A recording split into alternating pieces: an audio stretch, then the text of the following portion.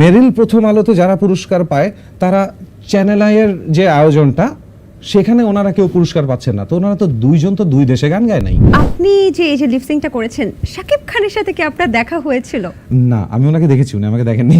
তো ওই যে স্ক্রিনিং এর সময় যখন ফার্স্ট স্ক্রিনিংটা হয় খুব সম্ভবত 24th of that month, যেই মাসে মুভিটা মুক্তি পায় আর কি, তো ওই দিন শাকিব খান এসেছিলেন ওখানে, খান সাহেবের সাথে আরো অনেকেই এসেছিলেন, আমাদের ভাই শুভ ভাই উনিও এসেছিলেন, এরকম আরও বেশ কয়েকজন আমার খুব পছন্দের মানুষ, চঞ্চল ভাই এসেছিলেন, তো ওনাদের সাথেও দেখা হয়েছে। আমি শাকিব ভাইকে দূর থেকে দেখেছি, একমাত্র চঞ্চল ভাইয়ের সাথে আমার যে কথা বলার সাহস হয় আর কি, আমি জিজ্ঞেস করি যে ভাইয়া কেমন আছেন, উনিও খুব কোর্ডিয়ালে বলে আরে কি অবস্থা রেহান, ওনার বলার ধরনটাই এত সুন্দর, তো ওনার সাথেই শুধু কথা হয়েছে, বাকিদেরকে আমি দূর দূর থেকে দেখি, সেলিব্রিটিদেরকে আমার তাতেই ভালো লাগে। আচ্ছা, শাকিব খানের সাথে যদি কথা হয়ে যেত তাহলে কি বলতেন আপনি তাকে? জিজ্ঞেস করতাম ভাই গানটা কেমন লাগছে বলেন।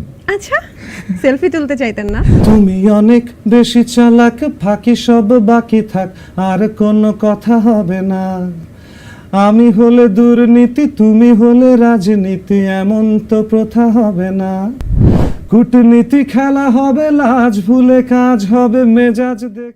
দর্শক, দ্য টক রুমের আজকের গেস্ট রেহান রাসুল, তিনি একজন সঙ্গীত শিল্পী এবং প্রাক্তন আরজে। আজকে আমি খুবই আনন্দিত, কারণ আপনারা জানেন যে পেশাগতভাবে আমিও একজন আরজে, তাই আজকে আমাদের সাথে একজন প্রাক্তন আরজেও আছে, তাই আড্ডাটা একটু বেশিই জমবে। শুধু তাই নয়, রেহান রাসুল সবসময় মিউজিকের মাধ্যমে, গানের মাধ্যমে অনেক জনপ্রিয়তা অর্জন করলেও তার হাড়ির খবর কিন্তু আমরা কেউ জানি না। ব্যক্তিগতভাবে তিনি খুব কিন্তু হাইড অ্যান্ড সিক করে। আজকে তার হাড়ির খবর জানার চেষ্টা করব। কেমন আছেন? ভালো আছি, আর আমার হাড়ি নেই। হাড়ি নেই? খবর জানবো? আমার হাড়ি অনেক আগে ভেঙে গেছে, তো এই জন্য বললাম যে আমার হাড়ি নেই। আর আমি এখন একটা গান গাবো, তার পরের লাইনটা আপনাকে বলতে হবে। চেষ্টা করি। আপনারই গান।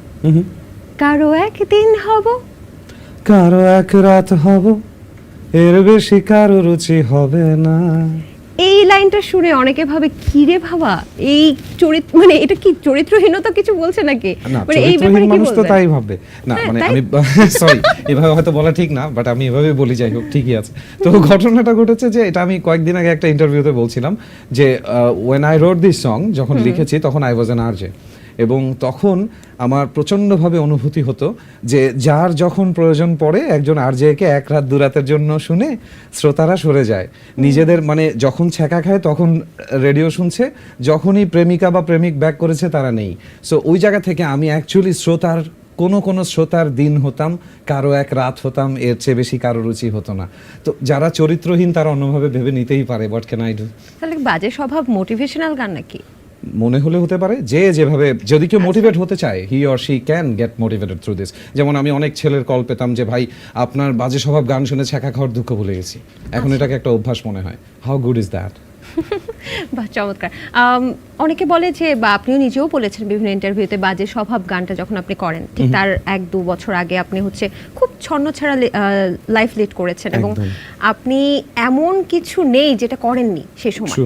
কি করেননি বা কি করেছেন, কি হয়েছিল তখন, কেন ছন্নছাড়া ছিলেন? আসলে বেশিরভাগই এখানে বলা যাবে না ওপেনলি টিভিতে এই ধরনের কার্যকলাপ। আজকে আমি চাই, আমি রেহান রাসুলকে অন্যভাবে প্রকাশ করতে চাই, কারণ আমি প্রত্যেকটা ইন্টারভিউতে দেখেছি এতটা কিভাবে নিজেকে গুটিয়ে রাখেন আমি জানি না। আজকে চাই কিছুটা, দর্শকদের কিন্তু অনেক জানার আগ্রহ আপনার সম্পর্কে, তো কিছুটা ফ্ল্যাশ তো করতেই হবে আজকে। আচ্ছা, কিছুটা যদি ফ্ল্যাশ করি তাহলে ব্যাপারটা ছিল এমন যে I was very much open to everything, মানে আমার কাছে সব কিছুই, আমি কোনো কিছু জাজ করতে ভালো লাগতো না, এবং কেউ আমাকে জাজ করলেও আমার ভালো লাগতো না। সেই কারণে আমি সব সময় দেখা যেত যে স্বাভাবিকভাবে মানুষ যেটা করে তার চেয়ে একটু দূরে সরে গিয়ে কাজগুলো করতে চাচ্ছি। যেমন সবার শো হতো রাত্রে 12টা 12:30টায় শেষ, আমার শো শুরু হতো রাত্রে 1টায়, সবাই রাত্রে 3টায় যাদের কাজ ছিল প্রডিউসাররা গাড়ি নিয়ে বের হতো, আমি বের হতাম হাঁটতে হাঁটতে, কারণ আমার রাতের ঢাকা শহর দেখতে ভালো লাগে, যেখানে যেতে ইচ্ছা করে। And last but not the least, I still do and I use to love beautiful women, এবং আমি তাদের সাথে ফ্লার্ট করতে পছন্দ করতাম, এখনো করি, খুব ভালো লাগে। আচ্ছা, এই যে এখানে আমি আসি, মিস্টার পারফেক্ট যদি আমি বলি যে আপনাকে দেখলে মনে হয় যে আপনি একটা মিস্টার পারফেক্ট, বিকজ আপনি খুব সুন্দরভাবে কথা বলেন, খুব সুন্দরভাবে নিজের শব্দ চয়নগুলো করেন, সুন্দর গান গান, তো এরকম ছেলেকেই তো নারীরা চায় না, চায় না? women hate perfection. ফ্লার্ট কিভাবে করতেন? women hate perfection. আমার একটা ব্যক্তিগত চিন্তা ভাবনা হচ্ছে এরকম যে men are natural, পুরুষরা অনেক বেশি ন্যাচারাল হয়, তো অতিরিক্ত ন্যাচারাল আবার যারা হয় তাদেরকে সবাই নিতে পারে না। যে সবকিছু এত ক্যাজুয়াল, এত নর্মাল, এত ইজিলি কেন হবে? It should be complicated. তাহলে আপনি কি ক্যাজুয়াল না? আমি খুবই ক্যাজুয়াল, আমার মতন করে আমি খুবই ক্যাজুয়াল। আমার যেটা বলতে ইচ্ছা করে আমি সেটাই বলে দিই। যে ছন্ন ছাড়া জীবনের কথা বলছিলাম, তখন আমার অ্যাকচুয়ালি যেটা আমার ভালো লাগতো আমি সেটাই করতাম। আমি চিন্তা করতাম একটা জিনিস, শুধু চিন্তা করতাম যে কারো মনে কষ্ট দিয়ে না ফেলি, এছাড়া আমি আর কোনো কিছু পাত্তা দিতাম না। এক্সকিউজ মি, আপনি বলছেন যে অনেক মেয়েদের সাথে আপনি ফ্লার্টিং করতেন, তাহলে তো মনে কষ্ট পাইতো কেন? কারণ ফ্লার্টিং করলে আপনি মেয়েরা ডাবল আনন্দ ডাবিং পায়। করতেন। আপনি কে বলেছে কষ্ট পায়? কি? ফ্লার্টিং করলে মেয়েরা আনন্দ পায়। দেন শি নোজ যে she is attractive to someone. It's a beautiful thing. আচ্ছা, I mean you are a beautiful girl. এখানে দোষটা কোথায়? কষ্ট পেয়েছেন মনে? আমি কষ্ট পাইনি, বাট এটা তো ফ্লার্টিং এর মিনিং না। ফ্লার্টিং এর Flirting মিনিং মানে তো আমরা কিন্তু অনেক কিছু manipulation বুঝি, না। অনেক কিছু বুঝি। যে একটা মেয়েকে কেন আমি বলবো যে আপনি সুন্দর, কেন আমি বলবো যে কারণ মেয়েটাকে আমার সুন্দর লেগেছে। আচ্ছা, তারপর তো মেয়েটা প্রেমেও পড়ে যেতে পারে, পড়ে যাওয়াটাই তো সেটা স্বাভাবিক। তার দুর্বলতা,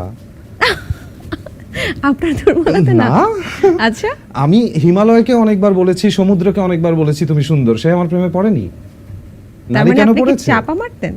নারী কেন পড়েছে? না, হিমালয় অসুন্দর, আচ্ছা সমুদ্র অসুন্দর, কই না তো। আচ্ছা, আমি যে ঝাঁপিয়ে পড়েছি তার উপরে, সমুদ্র তো কিছু বলেনি আমাকে। সমুদ্র যখন আলিঙ্গন করতে এসেছিল তখন মানুষ ওটাকে সুনামি নাম দিয়েছে, সেটা আমার দোষ না। কিন্তু কখনো কি প্রতিশ্রুতি দেয়া হয়েছে কাউকে? প্রতিশ্রুতি না, প্রতিশ্রুতি কখনো কাউকে একতরফা ভাবে দেওয়া হয়নি। যতটুকু প্রতিশ্রুতি পেয়েছি ততটুকুই প্রতিশ্রুতি দিয়েছি। আসলে প্রতিশ্রুতি তো নির্ভর করে সময়, কাল, অবস্থান, স্থান, কাল, পাত্র বিশেষে, আচ্ছা, তাই না? সব সময় তো একরকম থাকে না। যতটুকু প্রতিশ্রুতি পেয়েছেন ততটুকু দিয়েছেন। Yep, সেটা কি প্রেমের সম্পর্ক পর্যন্ত সব গিয়েছে? রকম সম্পর্কে। এটা শুধু প্রেমের সম্পর্ক না, সব রকম সম্পর্কে। যার কাছ থেকে যতটুকু মায়া পেয়েছি ততটুকু ফিরিয়ে দিয়েছি, যার কাছ থেকে যতটুকু কৃতজ্ঞতা বোধ পেয়েছি ততটুকু ফিরিয়ে দিয়েছি, যার কাছ থেকে যতটুকু ফালতুমি পেয়েছি সেটাও ফিরিয়ে দিয়েছি, হাড়ে হাড়ে। রেহান রাসূল সবকিছু করেছে, তিনি নিজেই বলছেন। তিনি কি কখনো ডাবল ট্যাবিং করেছেন? না, আই ডোন্ট লাইক ইট। একসাথে মাল্টিপারপাজে আমি কাজ করতে পারি না। ওকে, সো আমি একটু জানতে চাচ্ছি যে এই যে এত নারীদেরকে সুন্দর বলা বা নারীদেরকে পছন্দ করা বা এই যে এরকম ফ্লার্টিং করা, কখনো কি আটকে যাননি কারোর মধ্যে? আটকে যাওয়া, মাঝখান থেকে এটা খুব ট্রল হয়েছিল না, নারী কোথায় আটকায় পুরুষ কোথায় আটকায়। হ্যাঁ, সেটা নারী মনে পড়ে গেছে। নারী পুরুষ কোথায় আটকায়? আজকে আপনি আমাকে বলবেন। পুরুষ আটকায় শুধুমাত্র টাকায়, মানে টাকায় থেকে যায় আর কি। টাকা থাকলে পুরুষ অধম, সে সব করতো। কি? টাকা আর ক্ষমতা থাকলে পুরুষ সব করে, আর নারীও সব করে, কিন্তু বলে না। মানুষ তো বলে নারী হচ্ছে টাকায় আটকায়, আপনি বলছেন পুরুষ টাকায় আটকায়। না, পুরুষও টাকায় আটকায়। মানুষ মাত্রই যেমন টাকায় আটকায়, একটু কারণ ব্যাখ্যা পৃথিবীতে করেন। টাকা ছাড়া আটকানো যায় না। একটু ব্যাখ্যা চাই। ব্যাখ্যাটা হচ্ছে যে আসলে টাকার ব্যাপারটা কেন বলছি, আমাদের তো এখন স্কুল কলেজ থেকে শুরু করে একদম ভার্সিটি লেভেল পর্যন্ত কেউ কখনো আপনাকে জিজ্ঞেস করবেন না যে আপনি বড় হয়ে কেমন মানুষ হতে চান, জিজ্ঞেস করবে আপনি বড় হয়ে কি হতে চান। তো ক্লাস 2-তে যেই বাচ্চাটা পড়ে তার মা অলরেডি জানে যে ক্লাস 9-এ উঠতে উঠতে তাকে কোন স্কুলে যেতে হবে, ক্লাস 11-তে গেলে কোন কলেজে পড়তে হবে, ক্লাস 12-তে যখন সে সেমিস্টার শুরু করবে কোন ভার্সিটিতে করলে কোন আমেরিকান কোম্পানি বা ইউনিভার্সিটি তাকে ডাকবে, তার সুবিধা হবে, তারপরে তার একটা সেটেলড লাইফ আসবে উইথ ব্যাংক ব্যালেন্স, তাই না? এখন কিন্তু মূল ব্যাপারটা এটাই, ভালো মানুষ কিন্তু আমরা খুব একটা খুঁজি না। তো ওই কোয়ালিটি অনুযায়ী বললাম আর কি। যমুনা স্মার্ট রেফ্রিজারেটর, স্মার্ট লাইফে স্মার্ট রেফ্রিজারেটর। তাহলে নারীর প্রতি আটকানোর সাথে টাকার সম্পর্কটা কি রেহান কোনো রাসূলের? সম্পর্ক নেই তো। টাকার সম্পর্ক প্রতিটা মানুষের সাথে, প্রতিটা মানুষ টাকায় আটকায়। কেউ চা খাওয়ার টাকায় আটকায়, আর কেউ হয়তো চা বাগান কেনার টাকায় আটকায়। একটু পরিসরটা ছোট বড় হয়, কিন্তু আটকায় সবাই টাকাতেই। আপনি কোথায় আটকিয়েছিলেন? গানে, আমি গানে? গানে আটকে গেছি। এইখানে একটা সমস্যা হয়ে গেছে যে গানে আটকে যাওয়ার কারণে দেখা যাচ্ছে যে টাকা দিয়ে কেউ কিনতে পারেনি। রেহান রাসূল প্রচন্ড বুদ্ধিমান একজন মানুষ। না। তিনি কিভাবে কথাটাকে উল্টে পাল্টে কোথায় চলে যাচ্ছে। আমি জিজ্ঞেস করেছিলাম কোন নারী কেন্দ্রিক কি আটকে পড়েছিলেন, প্রেমে পড়েছিলেন, সিরিয়াস রিলেশনশিপে না, seriously, গিয়েছিলেন? আমি বেশ কয়েকবার প্রেমে পড়েছি। বেশ সেখানে কি কয়েকবার আপনি প্রেমে পড়েছি। সরে এসেছেন নাকি? কিছু দিক থেকে একতরফা ছিল, তারা সরে চলে গেছে। কিছু সময় আমি সরে চলে এসেছি। কিছু সময় দুজন মিলে সিদ্ধান্ত নিয়েছি যে আমরা দুজন আলাদা আলাদাভাবে অসাধারণ, কিন্তু একসাথে মিলে গেলে বিচ্ছিরি। It's like chemical reaction, you know, দুটো জিনিস মিশে গেলে কিন্তু খুব বাজে হয়ে যায়। কি যেন আছে না, যে সোডিয়াম ক্লোরাইড পানিতে পড়লে ঠাস করে ফেটে যায়। এমনিতে সোডিয়াম আলাদাভাবে নাইস, পানিও আলাদাভাবে নাইস, কিন্তু দুটোর মিশ্রণটা সুন্দর না। সো এরকম অনেক কারণে অনেক সময় আলাদা হওয়া হয়েছে, কিন্তু আচ্ছা। প্রত্যেকটাই সত্যিকারের ভালোবাসা ছিল, জানেন। আপনি কি তাহলে ভালোবাসা খুঁজতে খুঁজতেই এত না, আমি প্রেমে খুঁজিনি। পড়েছেন? আমি কখনো খুঁজিনি, ভালোবাসা খুঁজে পাওয়া যায় না আমার মতে। ভালোবাসা আপনাকে খুঁজে নিতে পারে বড় জোর। আচ্ছা, তার মানে এখন তাহলে রেহান রাসূলের রিলেশনশিপ স্ট্যাটাসটা কি? I am not single anymore, I have someone special, very special. আচ্ছা, তাহলে এখনো আছেন একজন? হ্যাঁ, এখন কতদিন? একজনই আছেন। কতদিন ধরে? ইটস লাইক 1 বছর হয়ে গেছে প্রায়। We are in a relationship, we didn't reveal it, কারণ আমার একটা চিন্তা ভাবনা আছে যে আমার খুব একটা এক্সপোজ করতে ভালো লাগে না ব্যক্তিগত জায়গাগুলো। তার মধ্যে শুধু প্রেম না, আমি ধর্ম নিয়েও কথা বলি না কখনো বাইরে। আমি পারিবারিক কিছু ব্যাপার আছে না, ডোমেস্টিক ইস্যুজ, অনেকের হয়তো বাসায় একটা ঝামেলা চলছে বা একটা ফিনান্সিয়াল ইস্যু চলছে, এই জিনিসগুলো আমি কেন যেন maybe as a Capricorn I am, আমার খুব নিজের মধ্যে রাখতে ভালো লাগে। আমি আমার কষ্টটাও সহজে প্রকাশ করি না, সার্কাস্টিকভাবে জোক করে মজা করে এগুলাকে হালকা করে দিই, কিন্তু নিজে নিজে একলা একলা ডিল করি, এই অভ্যাসটা আছে আর কি। আচ্ছা, তিনি কি, যিনি আছেন তিনি কি মিডিয়ার বা গানের সঙ্গীত জগতের? না না, সঙ্গীত জগতেরও না, সে মিডিয়ার অংশও না, she is a part of me. Wow, বাহ, জাস্ট একটু রোমান্টিক ভাবে বললাম। শি ইজ আ রাইটার, সে লেখে, সে খুব সুন্দর লেখে, সে খুব সুন্দর কবিতা লেখে, আর সে দেখতেও খুব সুন্দর একটা কবিতার মতো, এই হচ্ছে ব্যাপার। আচ্ছা, তাহলে ভবিষ্যৎ পরিকল্পনাটা কি, মানে বিয়ে শাদী কবে? সেটা এখনো জানি না, বাট খুবই শীঘ্রই এই কাজটা করার ইচ্ছা আছে। যেহেতু বললাম আমি সবই করি, এটা কেন করব না? আচ্ছা, তো ইচ্ছা আছে রাতের বেলা বিয়ে করার, কারণ আমি অনেককে বলেছি আমি কোনো দিন বিয়ে করব না। রাতে কেন? ওই যে বলেছি কোনো দিন বিয়ে করব কোনো না। দিন বিয়ে করবেন না কেন?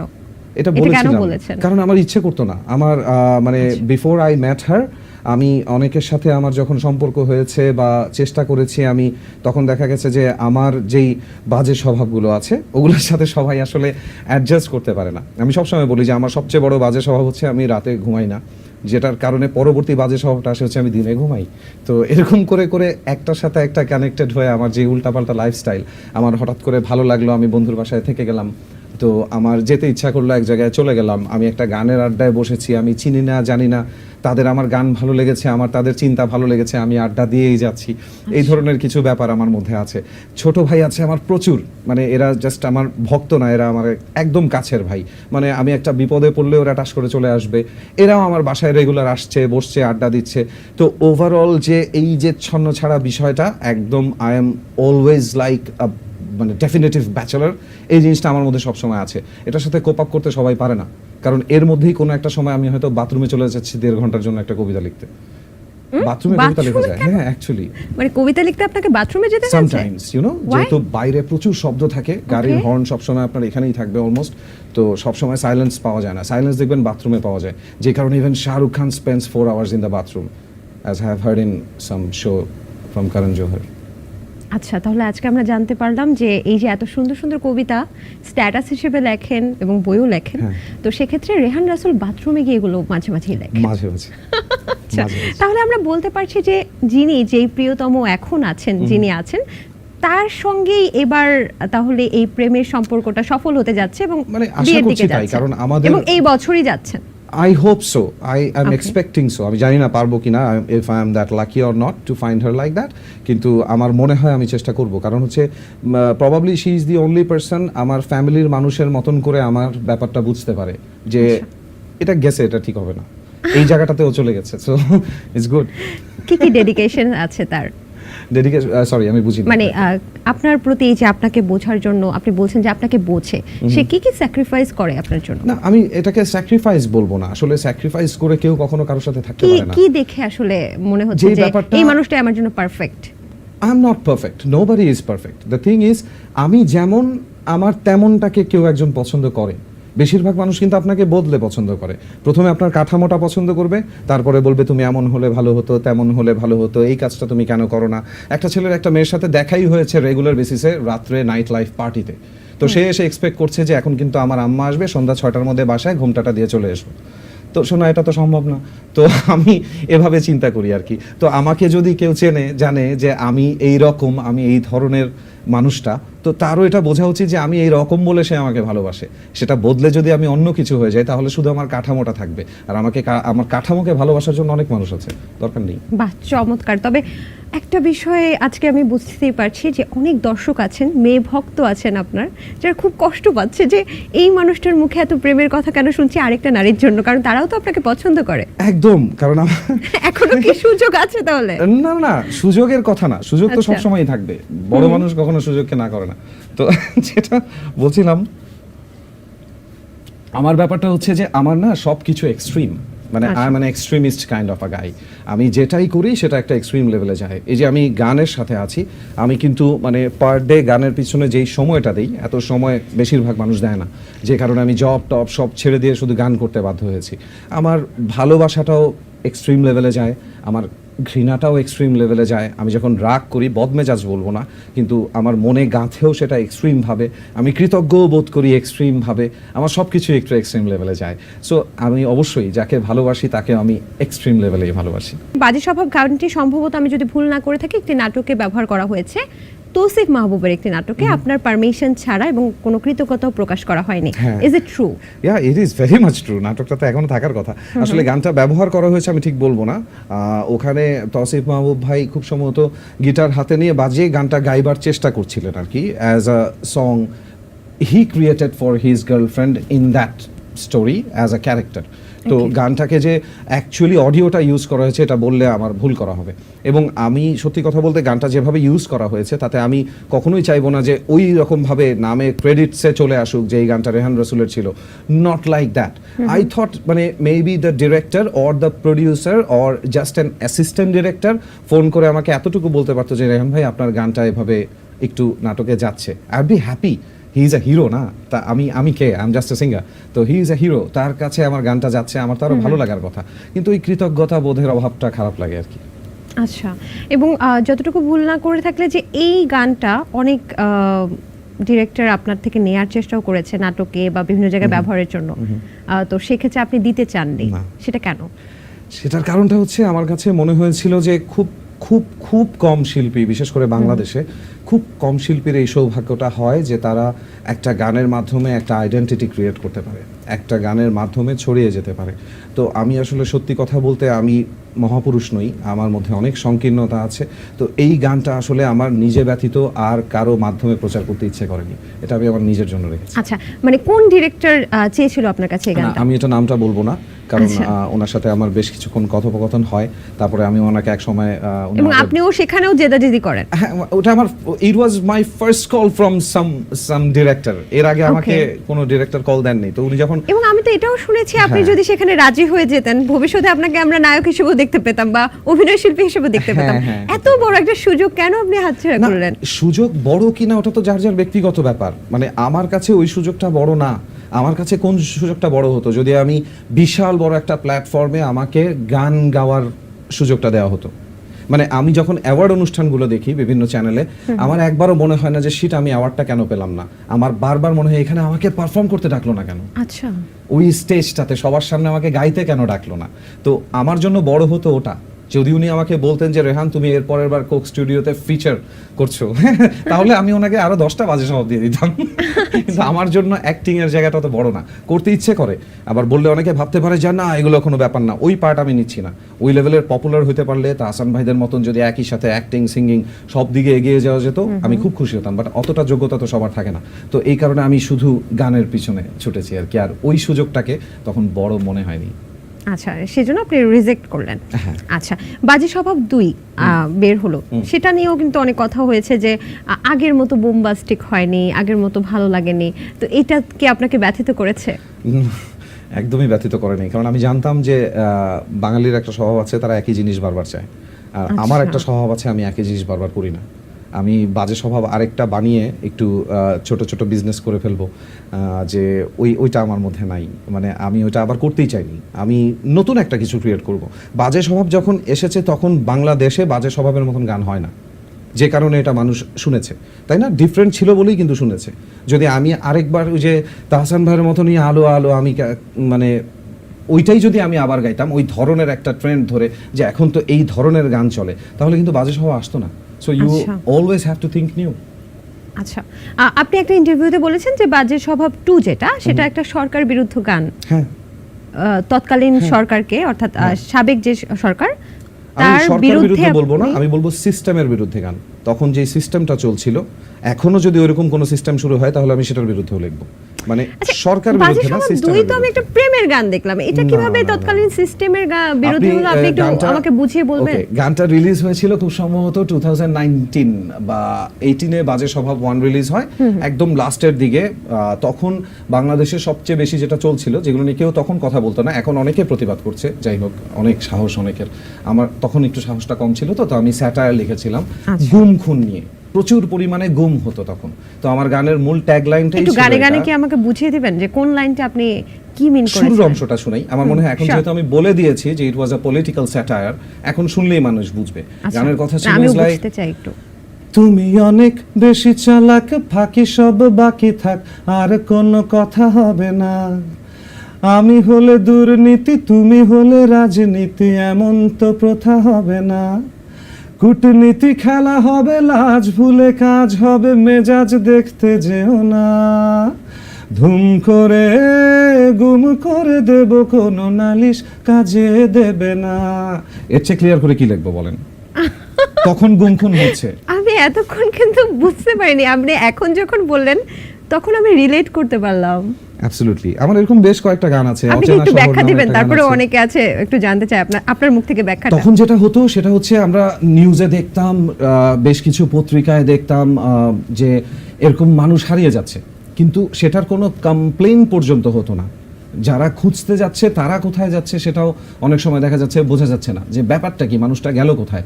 আর আমরা তো জনগণ, আমাদের দেশের জনগণ যেন একটু কেমন, মানে অনেক ভাইটাল একটা ঘটনা ঘটে যাবে, তারপরের দিন আপনি খালি সাকিব আল হাসানের একটা বদনাম করে দেবেন, সব ভুলে গেছে। আমি একবার বলছিলাম যে মানববন্ধন হচ্ছে এগেইনস্ট রেপ।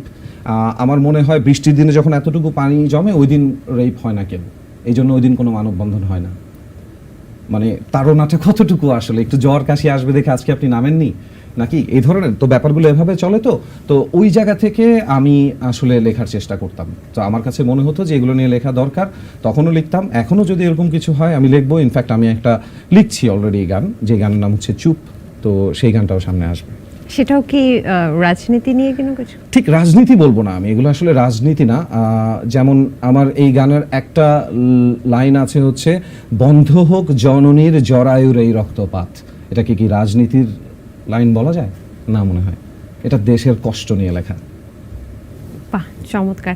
সেই সময় কেউ ধরতে পেরেছিল যে এটা আপনি? কিছু মানুষ আমি কমেন্টে দেখেছি, কিছু আচ্ছা, some comment. Intelligent people they did get it. কিন্তু এই স্যাটারগুলো যারা করতো তখন তো তাদেরকেও আসলে ধরা হতো বা ফোন করা হতো ডিবি তারা অফিস যদি থেকে। পপুলার হতো তাহলে ধরা হতো। I was not that popular. আচ্ছা, পপুলার মানুষ কিছু করলে সমস্যা। আর ছাত্র এমনিতে আন্দোলন সমস্যা হয়ে নেই। গেল 2024-এ এই বছর, এটাকে নিয়েও আপনাকে কথা বলতে আমরা শুনেছি, দেখেছি। আপনি কিছু বলতে চান এই ব্যাপারে? না, এ ব্যাপারে ওই যে আমি তখনও যেটা বলেছি এখনো সেটা বলি, যে আসলে আমার মতন যারা সাধারণ মানুষ, আমাদের মতো, আমার মনে হয় আমাদের মতামতটা খুব একটা ম্যাটার করে না। আপনি সাধারণ মানুষ কিভাবে? আপনি তো একজন অবশ্যই আমি সেলিব্রিটি সাধারণ বলা মানুষ। যায়। না, আচ্ছা। আমি সেলিব্রিটি সেদিন হব যেদিন আমি আপনাদের দীপ্ত টিভি থেকে বের হব, বের হওয়ার পরে দেখবো রাস্তায় ভিড়। তার আগে আবার কিসের সেলিব্রিটি? সেটা কি আপনার স্বপ্ন? হ্যাঁ, অবশ্যই। আমার স্বপ্ন কেন থাকবে না? আমার স্বপ্ন পুরো বাংলাদেশের মানুষ একসাথে আমার গান গাইবে। বাহ, গিয়েছে তো ইতিমধ্যে বাজে বাংলাদেশ শহরটা থেকে গেছে। শুরু করে ইন্ডিয়া, কলকাতা, সেখানেও তো করেছে। হ্যাঁ, প্রচুর আচ্ছা। করেছে। তবে আরো এমন হতে হবে, একটা হলে হবে না, আরো এমন হতে হবে। তার মানে হচ্ছে আপনি একটা পপুলারিটি চাচ্ছেন এখন পর্যন্ত? যে সব সময় চেয়েছি। I always wanted to be popular. ছোটবেলা থেকে যখন গান করি তখন ইচ্ছা করতো আমার গান সবাই শুনবে। আচ্ছা আচ্ছা, অনেকে যখন বাজে স্বভাব বের হলো তখন আপনাকে অনেকে ভাবতো কলকাতা দাদাবাবু, আপনি কলকাতা থেকে এসেছেন। এরকম কি হয়েছে যে কলকাতা থেকে আপনাকে ফোন করা হয়েছে যে দেখা করতে চাই বা ইন্টারভিউয়ে আসেন, এরকম কোনো ঘটনা ঘটেছে কিনা? আমার সাথে যেটা ঘটনা ঘটেছে, বেশ কয়েকটা স্কুল কলেজ থেকে আমার কাছে টেক্সট এসেছিল যে আপনি শো করবেন কিনা, আমাদের এখানে গান গাইবেন কিনা, আমাদের এরকম একটা অনুষ্ঠান আছে, আপনি কি বাইরে শো করেন? তো আমি বললাম যে হ্যাঁ, শো করি, কিন্তু আপনারা কি ইন্টারন্যাশনাল শো অর্গানাইজ করেন? এরপরে ওনারা আর জবাব দিচ্ছে না, কারণ ওনারা ভেবেছিল আমি কলকাতার।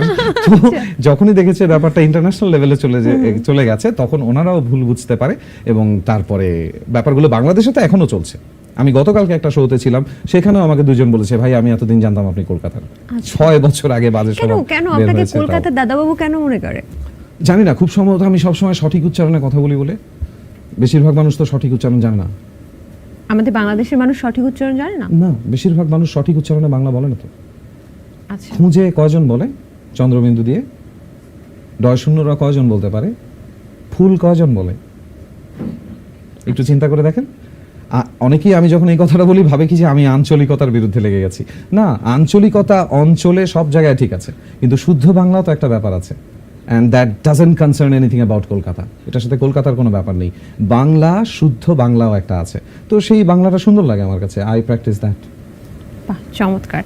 আচ্ছা, রেহানকে খুব বেছে বেছে গান করে নাকি গানের জন্য ঠিক মতো প্রপারলি ডাক পাচ্ছে না, কোনটা সত্যি? প্রপারলি ডাক পাচ্ছি না এটা বলবো না, আমি বোধহয় অনেক লাকি যে আমি প্রপারলি যেই গানগুলোর সাথে আমার কণ্ঠ যায় এমন জায়গা থেকেই ডাক পাচ্ছি, যেই কারণে আমি আমার ওই যে প্রথমে যে প্রশ্নটা ছিল যে গানের সংখ্যা কম বা আমার গান রিলিজ কম হয় বা সিলেক্টিভ আমি গান করি, অ্যাকচুয়ালি সিলেক্টিভ আমি গান করি না। আমাদের দেশের যে সিচুয়েশনটা, একটা সিঙ্গার যদি অনেক বেশি পপুলার না হয়ে যায়, they don't have this choice. So আমরা বড়জোর যেটা করতে পারি, বলতে পারি যে এই গানটা আমার ভালো লাগে না ভাইয়া, আমি গাইবো না, কিন্তু সিলেকশনটা কিন্তু কম্পোজার্স অ্যান্ড ডিরেক্টরসদের তরফ থেকে আসে।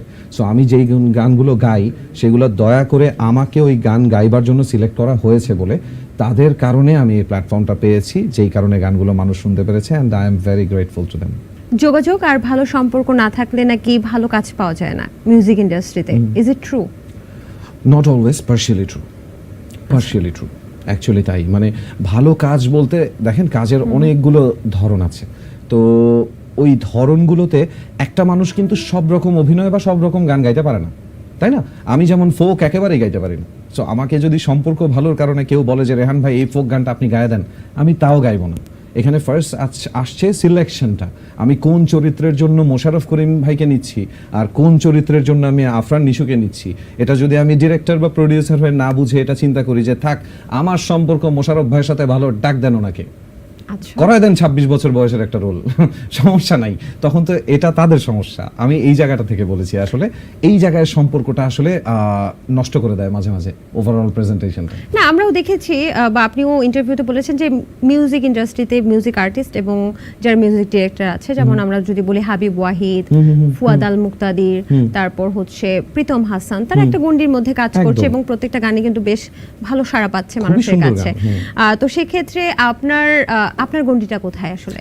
আমার কোনো গণ্ডি নেই, আমি বরং অপেক্ষা করি যে যদি কোনোদিন একজন প্রীতম বা যদি কোনোদিন একজন হাবিব ওয়াহিদ বা একজন ফুয়াদ আল মুক্তাদির আমার সাথে কাজ করতে চায়, আমাকে বলে যে রেহান তুই এই গানটা গেয়ে দে আমার জন্য, এতটুকু যাতে বলে, কারণ ওনাদের যে কম্পোজিশন লেভেল ইনক্লুডিং আমি বলবো ওয়ান অফ দ্য বেস্ট আমার পয়েন্ট অফ ভিউ থেকে অর্ণব ভাই, তো ওনাদের যে কম্পোজিশন লেভেল সেটা একজন সামান্য রেহান রাসূল কোনোদিনও পারবে না। সে ওটা নিয়ে কালচার করেনি, সে ওই লেভেলের পড়াশোনা করেনি, সে ওইভাবে মিউজিক নিয়ে সে জানে না, সে শুধু জানে কি গান গাইতে, সে তার জীবনটা দিয়ে দিয়েছে গানের জন্য। I have the voice, you have the composition and arrangement, let's make magic man. তো এই যে কম্বাইন্ড ম্যাজিকটা যেটা হচ্ছে না, সেটার জন্য খুব কষ্ট হয়। কিন্তু অনেকে তো এটা ভাবে যে রেহান শুধুমাত্র সফট ঘরানার যে গানগুলো সেগুলোই, আধুনিক গানগুলো সেগুলোই করে, আর রেহান রাসূলকে আসলে আইটেম সং করতে পারবে? কেন পারবে না, কেন পারবে না? আমাকে দিয়ে করিয়ে তারপরে সমালোচনা হোক, আচ্ছা, তাই না? আমি অনেক রকমের গান গেয়েছি। এই যে কয়েকদিন আগে 19-20 সিনেমাতে আরিয়ান ভাইয়ের জন্য একটা গান গাইলাম, এটা হচ্ছে পীযূষ দাস কলকাতা থেকে শুরু করেছিল। তো যেহেতু উনি শুরু করেছে, শুটটা একটু কলকাতার প্যাটার্নের, ওরা যেই আনন্দটা করে, তো দ্যাট ওয়াজ শান্তি চুক্তি উইথ অবন্তী সিথি। তো ওখানে একটা লাইন ছিল, আমার নাওয়া খাওয়া ঘুম হারাম করে তুই আমার জীবনে থাক আরাম করে। এটা তো রোমান্টিক কিন্তু মজার, ফান, বিউটিফুল সং। এই যে আসবে আমার দিন গানটা গাইলাম তুফানে, এটাও কিন্তু রোমান্টিক গান না, এটা একটা ছেলে গাইছে যে এক সময় তার পকেটে অনেক টাকা থাকবে, আজকে তার পকেট ফাঁকা। একটা আশাবাদী গান, not a sad song, not a romantic song, it's full of expression of something you are expecting to become. তো এই যে ডিফারেন্ট ধরনের গান হয়তো একদমই এই যে আসবে আমার দিন, এই গানটা নিয়েও কিন্তু মানে অনেকের প্রশ্ন, ভক্তমনের প্রশ্ন যে রেহান রাসূলের গানটাও আছে, তারপরে হচ্ছে লাগে উড়াধুরাও আমরা দেখেছি প্রীতম হাসানের, এবং দুষ্টু কোকিলও আমরা দেখেছি।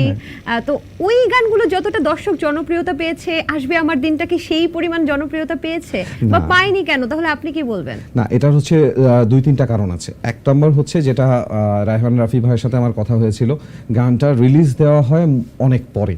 তার একটা রিজন হচ্ছে তারা শাকিব খানের যে মানে ইউজুয়াল নর্মাল লুকটা সেটা সামনে রিভিলই করতে চায়নি।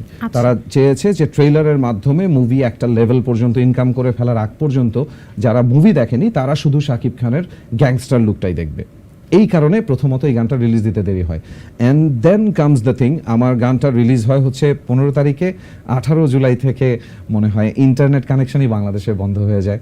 সো এই কারণে গানটার প্রচারণাটাও ওভাবে করা সম্ভব হয়নি এবং মানুষ তখন আর সিনেমা বা বিনোদনের মধ্যে ছিল না, মানুষ সম্পূর্ণ ভিন্ন একটা জায়গায় চলে যায়, এটা একটা কারণ হতে পারে। একদমই তাই। এবং তাহলে কি রেহান রাসূল বলতে চাচ্ছে যে ইন্টারনেট যদি বন্ধ না হতো, দেশের পরিস্থিতি যদি ঠিকঠাক থাকতো এবং গানটা যদি প্রথমে রিলিজ করা হতো তাহলে এটা দর্শক জনপ্রিয়তা পেত? বিশেষ করে আমি বলবো যদি প্রথম দিকে রিলিজ দেওয়া হতো, কারণ হচ্ছে একটা জিনিস বুঝতে হবে যে এই যে লাগে উড়া ধরা বা কুক কুক যে গানটা, এগুলো কিন্তু অনেক দুষ্ট কুকিল, এগুলো কিন্তু অনেক গ্ল্যামারাস গান, এগুলো ভর্তি অনেক গ্ল্যামার। তো আমরা যখনই গ্ল্যামারটাকে আগে দেখে ফেলি, গ্ল্যামার থেকে সিম্পলিসিটিতে শিফট করতে আমাদের একটু কষ্ট হয়। আমরা যখন গ্ল্যামার থেকে সিম্পলিসিটিতে মুভ করতে চাই ওটা হয় না ঠিক মতন।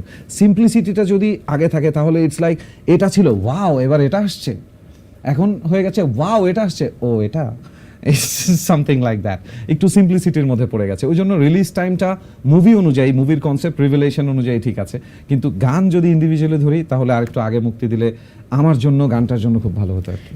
কিন্তু রেহান তো আজকে জানালো যে তিনি আইটেম সঙ্গেও বাজিমাত করতে পারবে। অবশ্যই। এবং সেই অপেক্ষায় কি আছেন যে কেউ যদি ভালো একটা, আমি কেন এসব কম্পোজারদের কথা বললাম, কারণ হচ্ছে আমি একটা আইটেম সং বানাতে পারবো না, কিন্তু এই যে প্রীতম হাসান যেটা বানিয়েছেন এই লাগে উড়াধুরা গানটা, এরকম একটা গান যদি আমি গাইবার সুযোগ পাই, আমি প্রীতম ভাইয়ের চেয়ে অনেক ভালো গাইবো। প্রীতম ভাই থেকে ভালো অফ কোর্স, উনি কম্পোজিশন জোস, উনি তো গান আমার মতন গাইতে পারেন না। আপনি প্রীতম হাসানের থেকে ভালো গান গান? হ্যাঁ, ভোকাল বুঝতে হবে, ভোকাল, ওনার যে অ্যারেঞ্জমেন্ট, ওনার যে স্টাইল, এখন গানেরও কিছু স্টাইল আছে, আমি কিন্তু সব গান প্রীতম ভাইয়ের থেকে ভালো গাইতে পারবো না। কিছু গান আছে ওনার ভোকালেই ভালো লাগবে, যেমন ভেঙে পড়ো না গানটা, ওনার মতন সুন্দর করে ওটা কিশোর কুমারও গাইতে পারবে না। আমি বলছি ভোকালের জায়গাটা, ভোকাল আসলে কোন ধরনের গান গাইতে পারে তাকে দিয়ে এক্সপেরিমেন্ট করানোর যে ব্যাপারটা, আমি কিন্তু ওনার মতন করে সুর করতে পারি না। সো উনি যদি আমাকে দিয়ে না গাওয়ায় আমি বুঝবো কিভাবে আমি পারি কি পারি না। তাহলে কি আপনি বলতে চাচ্ছেন যে অ্যাজ এ মিউজিক ডিরেক্টর হিসেবে Pritam Hasan is the best and বা best one of the best এবং ভোকাল হিসেবে আপনি প্রীতম হাসানের থেকে ভালো গান গান? হ্যাঁ, as a vocal I am one of the best. Okay, আমি তো নিজেকে নামাবো না বা আমি নিজেকে উচ্চতর জায়গায়ও নিচ্ছি না, কিন্তু আমি জানি এক্সপার্টিস কাকে বলে। ওনার যেই জায়গাটাতে এক্সপার্টিস, যেহেতু উনি বেশ কয়েকটা জিনিস নিয়ে কিন্তু ওনার এক্সপার্টিস, উনি মিউজিকটাকে টেকনিক্যালি বোঝেন, উনি মিউজিকটাকে কম্পিউটারাইজ করতে জানেন, ওটাকে ম্যাথে পরিণত করতে জানেন। আমার একটা প্রশ্ন এখানে চলে আসে যে প্রীতম হাসান যে গানই করছে সে গানই হিট, দর্শক জনপ্রিয়তা পাচ্ছে। আপনারও কিন্তু বেশ হিট গান আছে, বাজে স্বভাব সহ রূপকথার জগতে আমরা বেশ কয়েকটা দেখেছি, কিন্তু কোয়ান্টিটির পরিমাণ কম। কিন্তু আমরা অনেক ডিরেক্টররা, মিউজিক ডিরেক্টররা বা অনেক ডিরেক্টররা ভাবে প্রীতম হাসান যে গানটা করছে সেটা মানে হিট হবে। কিন্তু এটা কেন হচ্ছে আমাকে একটু বলতে পারবেন? এটা হচ্ছে because he gained that popularity, he has that power, he is that good, মানুষ তাকে ওই পর্যায়ে পছন্দ করে, এটা তার গুণ। কিন্তু আমি তার সাথে কম্বিনেশনের কথা বলছি, যে উনি ওনার গুণাবলীটা যেখানে নিয়েছেন, উনি যদি আরেকটা ভোকাল ট্রাই করতেন তাহলে সেটা কি আসতো। ফর এক্সাম্পল, আমি যদি এভাবে বলি যে আজকে যদি প্রত্যেকটা গান শ্রেয়া ঘোষাল আর অরিজিৎ সিং না গেয়ে স্বয়ং প্রীতম ভাই নিজেই গাইতে থাকতেন, ইন্ডিয়ার প্রীতম, তাহলে কিন্তু প্রত্যেকটা গান এত সুন্দর হতো না। বাহ বাহ, চমৎকার বলেছেন আপনি। তবে একটা প্রশ্ন কিন্তু চলেই আসে যে প্রীতম হাসান যেমন একজন মিউজিক ডিরেক্টর এবং সঙ্গীত করছেন তিনি, পাশাপাশি হাবিব ওয়াহিদ যদি বলি আমরা, তারপর হচ্ছে যদি হৃদয় খানের কথা বলি, তিনিও কিন্তু একটা সময় ক্রেজ ছিল ইয়াংদের, রাইট? তো আপনার কি মনে হয় তাদের ভয়েসের থেকেও আপনি খুব ভালো গান এমন কিছু? আমি খুব ভালো গাওয়ার জায়গাটাতে বলতে কি যে আমি শুধু কাজটাই করি ভোকাল নিয়ে, আমার কাজই হচ্ছে শুধু গান গাওয়া। আমি কিন্তু কোনো ইনস্ট্রুমেন্ট বাজাতেও পারি না, আমি গিটার বাজাতে পারি না, আমি বড় জোর হারমোনিয়ামে একটা কর্ড ধরতে পারি, আমি বাসায় ইউটিউবে তানপুরা বাজিয়ে আমি রেওয়াজ করি। আমি প্রতিদিন গানের পিছনে 3 থেকে 4 ঘন্টা আমি শুধুমাত্র রেওয়াজের পিছনে দিই আমার গানের। তো আমি জানি যে হাবিব ভাইরা ওই ভোকালের জায়গা থেকে কিন্তু ওই জায়গাটাতে নেই। এটা কিন্তু হাবিব ভাইয়ের নিজের ইন্টারভিউতে আমি পড়েছি। হাবিব ভাইকে একজন ইন্টারভিউতে জিজ্ঞেস করেছে যে ভাই আপনি গান করেন কেন, আপনি তো গায়ক না। তখন হাবিব ভাই বলেছে মানুষ তো পছন্দ করে, ওয়াই নট। এখন ভয়েস কোয়ালিটির একটা ব্যাপার আছে, হাবিব ভাই, প্রীতম ভাই, ওনাদের সবার কিন্তু ভয়েস কোয়ালিটি অসাম, ওই রকমের ভয়েসটা। কিন্তু ওনারা যদি 10 রকম গান বানাতে চান, এক্সাম্পল দিই, আজকে যদি প্রীতম ভাই একটা ফোক গান বানান, এই দিন দিন নয় আরো দিন আছে, ওটা কি উনি নিজে গাইবেন?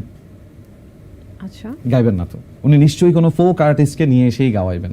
তো এই ধরনের ওনারা যদি আরো ব্রড লেভেলে কম্পোজিশন শুরু করে, তখন আমার মতন অধমদের একটু সুযোগ হয় যে বুঝতে এই পেরেছি। গানটা মানে রেহানকে দিয়ে গাওয়ানো ভালো যায়। ভয়েসের কদরটা যেন হয়, আপনি এটাই Application-টা, বলছেন। right. তাহলে হৃদয় খানের যেমন অনেক বেশি একটা পপুলার গান ছিল, চাই না মেয়ে তুমি অন্য কারো হও, বল না তুই বল না, এগুলো কিন্তু একদম ইয়াংদের হ্যাঁ, ক্রেজ হ্যাঁ, ছিল। হ্যাঁ। শুধু তাই না, হাবিব ওয়াহিদকে যদি আমরা চিন্তা করি, হাবিব ওয়াহিদেরও কিন্তু বেশ Huge ভালো ভালো number of হিউজ songs. গান আছে। আমার নিজেরই এই প্রিয় আছে গানগুলো কতগুলো যদি গান। রেহান রাসুল গাইতো তাহলে কি আরো বেশি সুন্দর হতো? হয়তো, কিংবা আরো বেশি খারাপ। আমি হয়তো জানতাম আমার রেঞ্জটা, যে আমি আসলেও পারি কি পারি না। এখন তো আমি জানিই না, আচ্ছা, এখন আমি জানিই না, এটাই কষ্ট। এমন হতো যে হাবিব ভাই আমাকে দিয়ে একটা গান গাওয়ায় বলছে, না রেহান তোরটা হয়নি, জায়গা নো প্রবলেম, আমার ভাই নেক্সট কবের গানটা সুযোগ দিবেন বলেন। তার মানে আরেকবার আপনি চেষ্টা করতে সুযোগ চাই। চাচ্ছেন। সুযোগটা চাই। আচ্ছা, অটোটিউন আর্টিস্ট এটা কিন্তু এখন বেশ প্রচলন চলছে। হ্যাঁ, তো এদের এই আর্টিস্টদের সম্পর্কে আপনি কি বলবেন, যে আপনি কি অটোটিউনের পক্ষে না বিপক্ষে, আপনি এই বিষয়টাকে কিভাবে দেখছেন? অটোটিউনের পক্ষে তো আসলে হবার কিছু নেই, তবে অটোটিউনের প্রয়োজন পড়ে অনেক সময় গানে। আমি শুনেছি খুব ছোট ছোট কিছু জায়গায় নাকি এটা সেট করা যায়, বা বিশেষ কিছু টেকনিক্যালিটি আছে। তবে এটাও আমি কনফার্ম, শুধু অটোটিউন দিয়ে কখনো গান গাওয়া যায় না। আপনার গানের গলা সুন্দর হতে হবে, আপনাকে সুরে থাকতে হবে, তাহলে হয়তো কিছু জায়গা সেট করা যায়। শুধু অটোটিউন দিয়ে যেই গানগুলো হয় ওগুলো শুনতে আপনার কাছে একটা ইনস্ট্রুমেন্টালের মতনই লাগবে, ওটাতে ভয়েসের কোনো ভ্যালু থাকে না। আচ্ছা, আমরা দেখেছি, আপনি তুফান সিনেমার যে গানটার কথা বললেন, আবার আসবে আমার দিন, এই গানটা অনেকেই বলছে বা আমরাও শুনেছি, কানে শুনলেও তো বোঝা যায় যে অনেকটা হচ্ছে কপি বা নকল, যদি ওই যে বলি লুৎফুত গায়া গানের মতো। লুৎফুত গায়া ডাঙ্কি সিনেমার হ্যাঁ। ইন্ডিয়ান শাহরুখ খানের। তো আপনি এ ব্যাপারে কিছু বলতে চান, বা এটা কি হ্যাঁ, আসলে sure. কপি? না, এটা আসলে আমি কপি বলবো না। আমি দেখেছি যে এখানে ওই যে মাঝখান থেকে যে একটা প্যাটার্ন আছে, ওই প্যাটার্নটাকে এখানে ইউজ করা হয়েছে। এটা এই প্যাটার্নটা ছাড়া গানের আর কোনো অংশের ওইভাবে মিল আমি পাইনি। ভিডিওগ্রাফিতেও অনেকে বলেছে। ভিডিওগ্রাফিতে অবশ্যই এটা আমার একটা ল্যাকিং আছে, যে আমি লুৎফুত গায়া গানটা ওইভাবে দেখিনি। আমার একটা অভ্যাস আছে, আমি শুনি, মানে কণ্ঠ পেলে আমার দেখা যায় যে ভিডিওর দিকে তাকানো হয় না। এমন প্রচুর গান আছে যে আমি নায়ক নায়িকাও জানি না, তো ভিডিওর ব্যাপারটা আমি জানি না। কিন্তু অডিওর ক্ষেত্রে আমি সুরে খুব একটা মিল পাইনি। ওই জায়গাটা আমি নিজেই বুঝেছি যে ওই রকম একটা কিছু করার চেষ্টা করেছে। Okay fine, it's a new style, adopt করার চেষ্টা করা হয়েছে, লেটস গো ফর ইট। তাহলে কিন্তু এটা কি নকল কপি বলবো বলবো না আমি। নাকি না না, ইন্সপায়ার্ড? আমি বলবো ইন্সপায়ার্ড। প্রথমবারের মতো রেহান শাকিব খানের লিপসিং করেছেন এবং প্লেব্যাক করেছেন, তাই তো? তো সেক্ষেত্রে আপনার অনুভূতি কেমন ছিল, যে একজন মেগা স্টারের লিপসিং আপনি করছেন, এই অনুভূতিটা কেমন ছিল? আউটস্ট্যান্ডিং। আমি এটার জন্য অনেক দিন অপেক্ষা করেছি, মানে যখন থেকে গান গাই, ছোটবেলা থেকে দেখতাম, বলিউড বলি, আমাদের দেশের বলি, সব সময় দেখতাম যে মানে নায়কদের একটা কণ্ঠ রেডি হয়ে যায়, যে ওনার কণ্ঠেই ভাল লাগছে। আব্দুল হাদি স্যারের কণ্ঠই নায়ক রাজ্জাকের সাথে মিলে যায়, বা এই ওনার কণ্ঠটা, সুবীর নন্দী স্যারের কণ্ঠটা ওনার সাথে মিলে যাচ্ছে, বা একজন ইমরান মাহমুদুলের কণ্ঠ এভাবে শাকিব খানের সাথে মিলে যাচ্ছে। তো তখন থেকেই ইচ্ছা করতো যে সিনেমায় গাইলে এমন কোনো গান গাইবো যেটার সাথে নায়ক লিপসিঙ্ক করে। তো এটার জন্য আমাকে অপেক্ষা করতে হয়েছে। আমি একদম শুরুতে প্রিয়তমাতে গাইলাম, সেখানেও গানটা ব্যাকগ্রাউন্ডে ছিল। আমি রাজকুমারে গাইলাম, সেখানেও গানটা ব্যাকগ্রাউন্ডে ছিল। অন্তর্জালে গাইলাম, সেখানেও গানটা ব্যাকগ্রাউন্ডে ছিল। সুরঙ্গতে গাইলাম, সেখানেও গানটা ব্যাকগ্রাউন্ডে ছিল। At last I came into the foreground as the voice of Shakib Khan, এই গানটা দিয়ে। So that was an achievement. I still feel so good about it. এখনো খুব ভালো লাগে ভাবতে। বাহ, চমৎকার। কিন্তু আপনি যে এই যে লিপসিংটা করেছেন, শাকিব খানের সাথে কি আপনার দেখা হয়েছিল? না, আমি ওনাকে দেখেছি, উনি আমাকে দেখেননি। তো ওই যে স্ক্রিনিং এর সময়, যখন ফার্স্ট স্ক্রিনিংটা হয়, খুব সম্ভবত 24th of that month, যেই মাসে মুভিটা মুক্তি পায় আর কি। তো ওই দিন শাকিব খান এসেছিলেন ওখানে, খান সাহেবের সাথে আরো অনেকেই এসেছিলেন, আমাদের ভাই শুভ ভাই, উনিও এসেছিলেন, এরকম আরও বেশ কয়েকজন আমার খুব পছন্দের মানুষ, চঞ্চল ভাই এসেছিলেন। তো ওনাদের সাথেও দেখা হয়েছে। আমি শাকিব ভাইকে দূর থেকে দেখেছি, একমাত্র চঞ্চল ভাইয়ের সাথে আমার যে কথা বলার সাহস হয় আর কি। আমি জিজ্ঞেস করি যে ভাইয়া কেমন আছেন, উনিও খুব কোর্ডিয়ালে বলে, আরে কি অবস্থা রেহান। ওনার বলার ধরনটাই এত সুন্দর। তো ওনার সাথেই শুধু কথা হয়েছে, বাকিদেরকে আমি দূর দূর থেকে দেখি, সেলিব্রিটিদেরকে আমার তাতেই ভালো লাগে। আচ্ছা, শাকিব খানের সাথে যদি কথা হয়ে যেত তাহলে কি বলতেন আপনি তাকে? জিজ্ঞেস করতাম, ভাই গানটা কেমন লাগছে বলেন। আচ্ছা, সেলফি তুলতে চাইতেন না? আরে আগে গানটা কেমন লাগছে এটা বলেন। এইটাই আমার মূল কনসার্ন থাকতো। আমার এই সেলফি তোলার অভ্যাসটা একটু কম, যে কারণে অনেকে আমার সাথে মাইন্ডও করেছে যে রেহান একটা সেলফি তুললো না আমার সাথে দেখার, অথচ আমি ওনার সাথে আড্ডা দিতে দিতেই সেলফির কথা ভুলে গেছি। কে মাইন্ড করেছে? না, এর নামটা এটা বলবো বলা না। যাবে না, না। ভাইজান আমাকে অনেক পছন্দ করে এমনিতে, কিন্তু ওই জন্য ওনার নামটা বলবো না। আমি ওনাকে খুব পছন্দ করি, খুব কাছের মানুষ। আচ্ছা, ঠিক আছে। আচ্ছা, রেহান রাসূলকে আমরা র‍্যাপ সঙ্গে কবে দেখব? যখন সুযোগ পাবো, কেউ যখন দেবে রেহান যে এই রাসূলকে র‍্যাপ র‍্যাপটা সঙ্গে করার চেষ্টা করুন, তো তখনই আমি চেষ্টা করব। আপনার কি মনে হয় যে আমরা সবসময় রেহান রাসুলকে দেখি ঠান্ডা মেজাজের গান গাইতে, র‍্যাপ সঙ্গে রেহান রাসুল কেমন করবে? I think I can give it A try. আমার মানে বিশেষ করে বাংলা র্যাপ সঙের কথা যখনই বলা হয় আমার মানে তৌফিক ভাইয়ের কথা আমার ন্যাচারালি ওনার কথা মনে পড়ে যায়। He is the best as I have seen. বাংলায় এত সুন্দর উচ্চারণে বলতে পারাটা, তো ওনাকে নকল করতে আমার খুব ইচ্ছা করে। যদি কোনোদিন সুযোগ পাই তাহলে আমি করব। তারপর আমি জানি খুব একটা ভালো হবে না, মানুষ বদনাম করবে, তাও আমি চেষ্টা করব। এবং আমি জানি রেহান রাসুল নকল করতে খুব বেশি পছন্দ করে। তিনি কিন্তু রূপকথার জগতে তাহসান ভাইকে নকল করেছে। Is it true? তাহসান ভাইকে আমি বেশ কিছু জায়গায় হাবিব ভাইকে নকল করি, কিছু কিছু জায়গায় তাহসান ভাইয়ের স্টাইল নেই, কোথাও থেকে মাহমুদুন নবী স্যারের স্টাইল নেই, কোথাও আমি অরিজিৎ সিং এর একটা বলার স্টাইল নেই। I collect from people, there are so many teachers around, চারিদিকে টিচার। আপনার জন্য দারুণ একটা গেমস আসবে একটু পরে, তবে এখন আগে কথাবার্তা শেষ করে নেই। আচ্ছা, এই যে আপনি সোশ্যাল মিডিয়াতে যে কবিতাগুলো দেন, এগুলো নিয়ে সবার অনেক চিন্তা ভাবনা, এগুলো আসলে কাকে কেন্দ্রিক করেন? মানে আপনার নিজের লাইফ থেকেই দেন? আমার আসলে কেন্দ্রবিন্দুটা ওই যে একদম শুরুতে একটা কথা বলছিলাম না, স্থান, কাল, পাত্র, এই তিনটা অনুযায়ী এক একটা রেহান আসলে জন্ম নেয়। প্রতি মোমেন্টে নতুন নতুন রেহান জন্ম নেয়। তো এই যে আমার এখন আপনার সাথে কথা বলে যে এক্সপেরিয়েন্সটা হচ্ছে, আমি এখান থেকে যে বের হব I am a different Rehan, যার এই এক্সপেরিয়েন্সটা আছে এই ইন্টারভিউটা দেওয়ার। তো এই জায়গার কোনো একটা কথা থেকেও আমি হয়তো যাওয়ার পথেই বাইকে একটা কবিতা লিখে ফেলতেও পারি মনে দুটো লাইন। তো ওটা নির্ভর করে, সময়ের উপরে নির্ভর করে চলে আসে। যেই কারণে আমি কখনো নিজেকে কবি, লিরিসিস্ট, সুরকার এগুলো আমি কখনো বলি না, কারণ আমার তো ওই ভাবের ব্যাপার, চলে আসলো। কেউ যদি বলে রেহান ভাই এখনই লিরিকটা লিখে দেন, তো আমি ভাবা জায়গায় খেয়ে বসে থাকি যে এখনই লিরিক লিখে দিব, মানে কি নিয়ে লিখবো, মানে টাইম বেঁধে কোনো কিছু করতে পারবেন না। আর টপিকটা সম্পর্কে পুরোপুরি না জানলে, আমি যদি একটা স্ক্রিপ্ট না জানি, তাহলে আমি কিভাবে লিরিক লিখবো? আমি জানবো কিভাবে যে এখানে নায়ক বা নায়িকা কি বলতে চাচ্ছে? আদৌ নায়ক নায়িকা আছে তো, নাকি অন্য কোথাও? একটু আগে কথা হচ্ছিল চঞ্চল চৌধুরীকে নিয়ে। আমি একটু আপনার মতামতটা জানতে চাচ্ছি, আপনার ধারণাটা জানতে চাচ্ছি যে এই প্রেক্ষিতে আপনি কি বলবেন? বর্তমানে এই যে একটা সরকার পতন হয়ে গেল, বা এই যে একটা অস্থিরতার দিক থেকে আমরা একটা নতুন বাংলাদেশ পেয়েছি এমনটা বলা হচ্ছে, চঞ্চল চৌধুরীকে নিয়ে অনেক কিন্তু গসিপিং হচ্ছে, অনেক নেগেটিভ কথাবার্তা হচ্ছে। এই বিষয়টা আপনি কিভাবে দেখছেন? এই বিষয়টা হচ্ছে আগের মতনই দেখছি। যখন উনি ওনার আম্মার ছবি দিয়েছিলেন, পরে নেগেটিভ কথাবার্তা হয়েছিল। আচ্ছা, আমাদের দেশে তো যে কোনো সেলিব্রিটিকে নিয়ে নেগেটিভ কথা বলতে মানুষ খুব পছন্দ করে।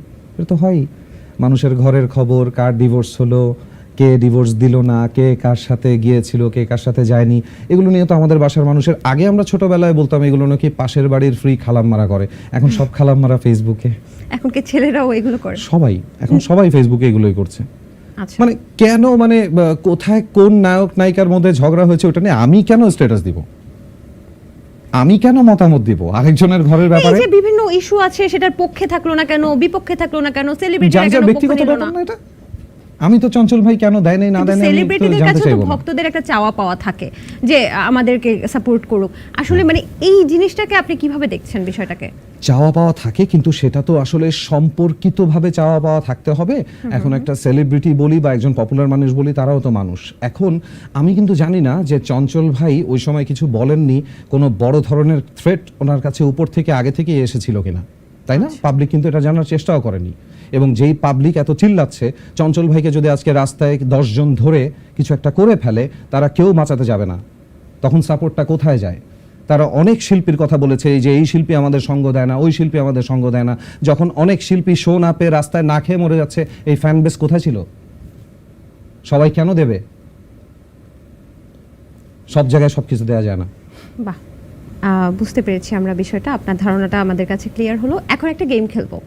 একটু আগে বলছিলাম যে আপনি রেহান যখনই ভালো কিছু দেখেন নকল করে ফেলে, কপি করে ফেলে। তো এখন আমরা দেখবো রেহানের নকল করার বা কপি করার ক্ষমতা কতটুকু। কিছু আর্টিস্টের নাম বলবো মিউজিক ইন্ডাস্ট্রি, ও মাই গড, তাদের গানকে তাদের মতো করে গাওয়ার চেষ্টা করবেন। আমি কিন্তু এটার এক্সপার্ট না, আমি জানি, আমি কিন্তু শুধু আবেগ আবেগটা নেই, মানে আবেগ বলার ধরনটা, স্টাইলটা নেই, মানে ভয়েস, কিন্তু I am not a mimicry artist, মানে এটা বলতে চাচ্ছি। সেটাই চাচ্ছি, এন্ড আমি জানি আপনি পারবেন, এবং যতটুকু হয় আর কি। এটা একটা দুষ্টমি, just for fun. Anjan Dutta আপনার খুব ফেভারিট গায়ক, আমি যদি ভুল না করে থাকি। আমার খুবই ফেভারিট গায়ক। এখন ওনাকে তো আমি এমনিতেই প্রচুর নকল করি, ওনার গলা আলাদা করে কিভাবে নকল করব? আচ্ছা, একটা লাইন শোনাতে পারি, হবে কি ওনার মতো জানি না আমি। ইটস লাইক ওনার যে বলার ধরনটা, চুপ করে কেন একই বেলা তুমি কাঁদছো, চাকরিটা আমি পেয়ে গেছি সত্যি।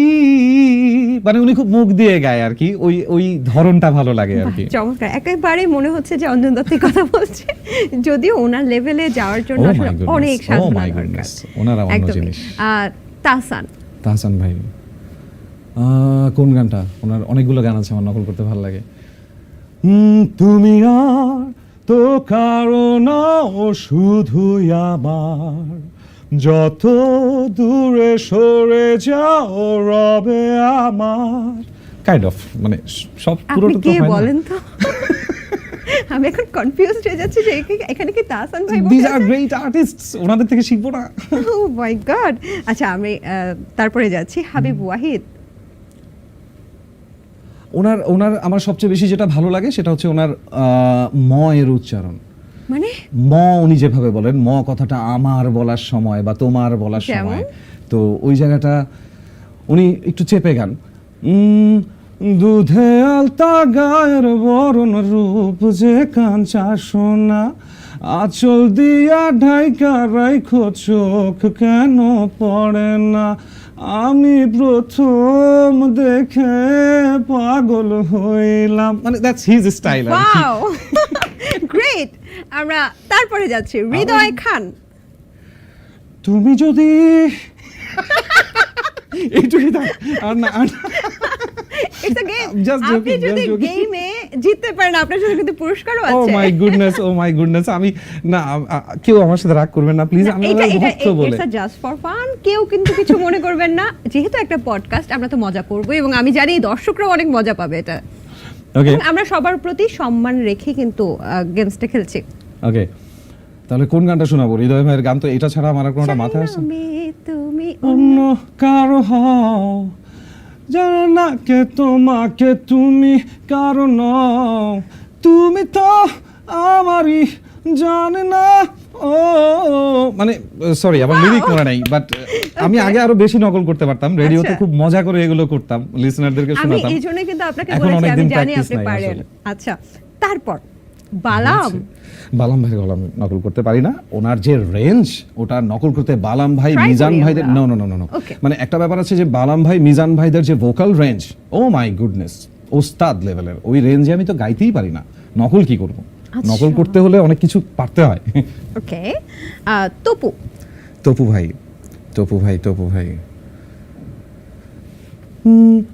মুখে ভালোবাসি না বলে মনেতে প্রেম নিয়ে চলে আছে অনেকেই, এতদিন ছিল সাধারণ তার মাঝে একজন যাকে আজ বড় আলাদা লাগে মন আধারের। ওনার অনেক জায়গায় সুর কাটে, আমার কাটে নেই।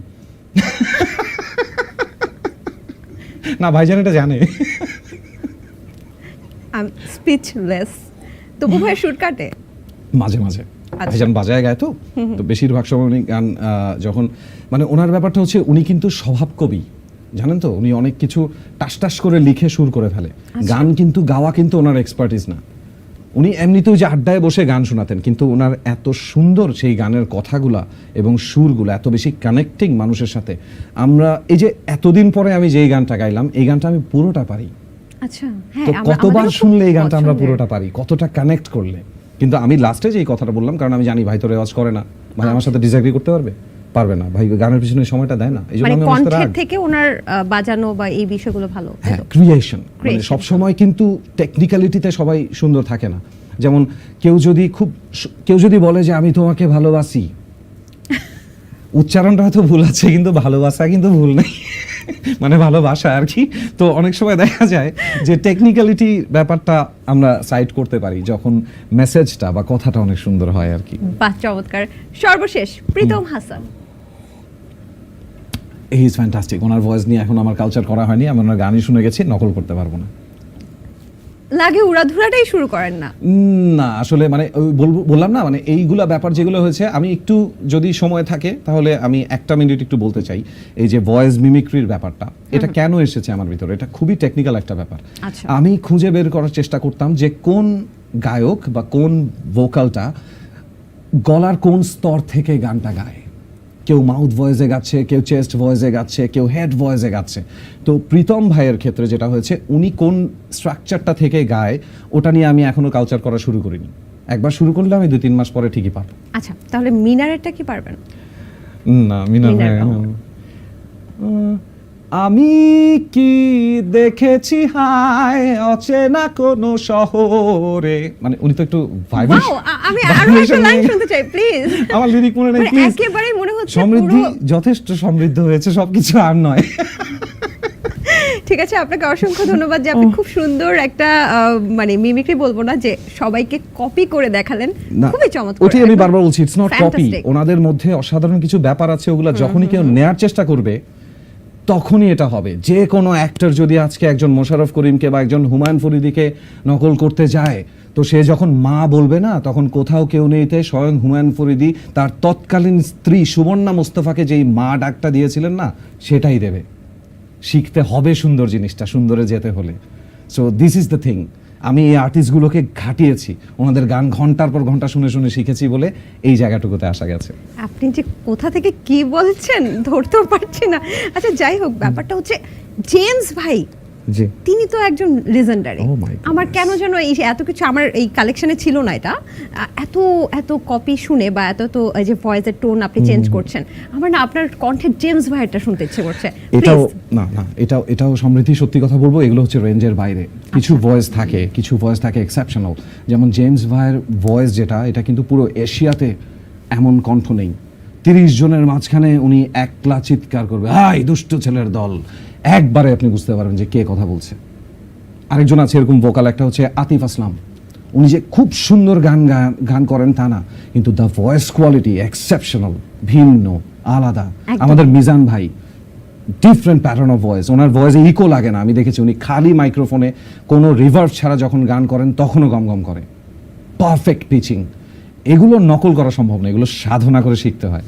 জেমস ভাইয়ের গানগুলো শিল্পী নোবেল, সারেগামাপা থেকে উঠে আসা শিল্পী নোবেল, আপনি হয়তো চিনে থাকবেন। তিনি কিন্তু গিয়ে বেশ বাজিমাত করেছেন এবং অনেক দর্শক জনপ্রিয়তাও পেয়েছেন। কিন্তু হঠাৎ করে এই সম্ভাবনাময় গায়ক যেন হারিয়ে গিয়েছিল, আবার এখন দেখতে পাচ্ছি যে তিনি ফেরার ট্রাই করছেন। আপনি নোবেলকে কতটুকু পছন্দ করেন বা ওনার সম্পর্কে আপনার কিছু বলার আছে কিনা? আচ্ছা, প্রথম কথা, আমি ওনাকে ব্যক্তিগতভাবে চিনি না। সোশ্যাল মিডিয়া এবং নিউজ অ্যান্ড টিভি চ্যানেল যদি সব কিছু সত্য দেখিয়ে থাকে, তাহলে আমি যেটা দেখেছি তাহলে সেটা হচ্ছে ওনার ভয়েসটা অসাধারণ।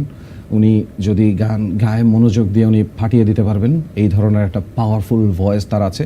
কিন্তু তার কিছু বলা কথা আমাকে খুব কষ্ট দিয়েছে। উনি সিনিয়র কিছু শিল্পী নিয়ে কিছু কথা বলেছেন, যেটার কারণে আমি আসলে আমি ভালো লাগেনি আমার কাছে ব্যাপারটা। আমি খুব কষ্ট পেয়েছি যে আমি যদি আজকে বুড়ো হয়ে যাই, আমার সম্বন্ধে যদি কোনো নতুন শিল্পী এভাবে কথা বলে, আমার কষ্টে ভেতরটা ফেটে যেত।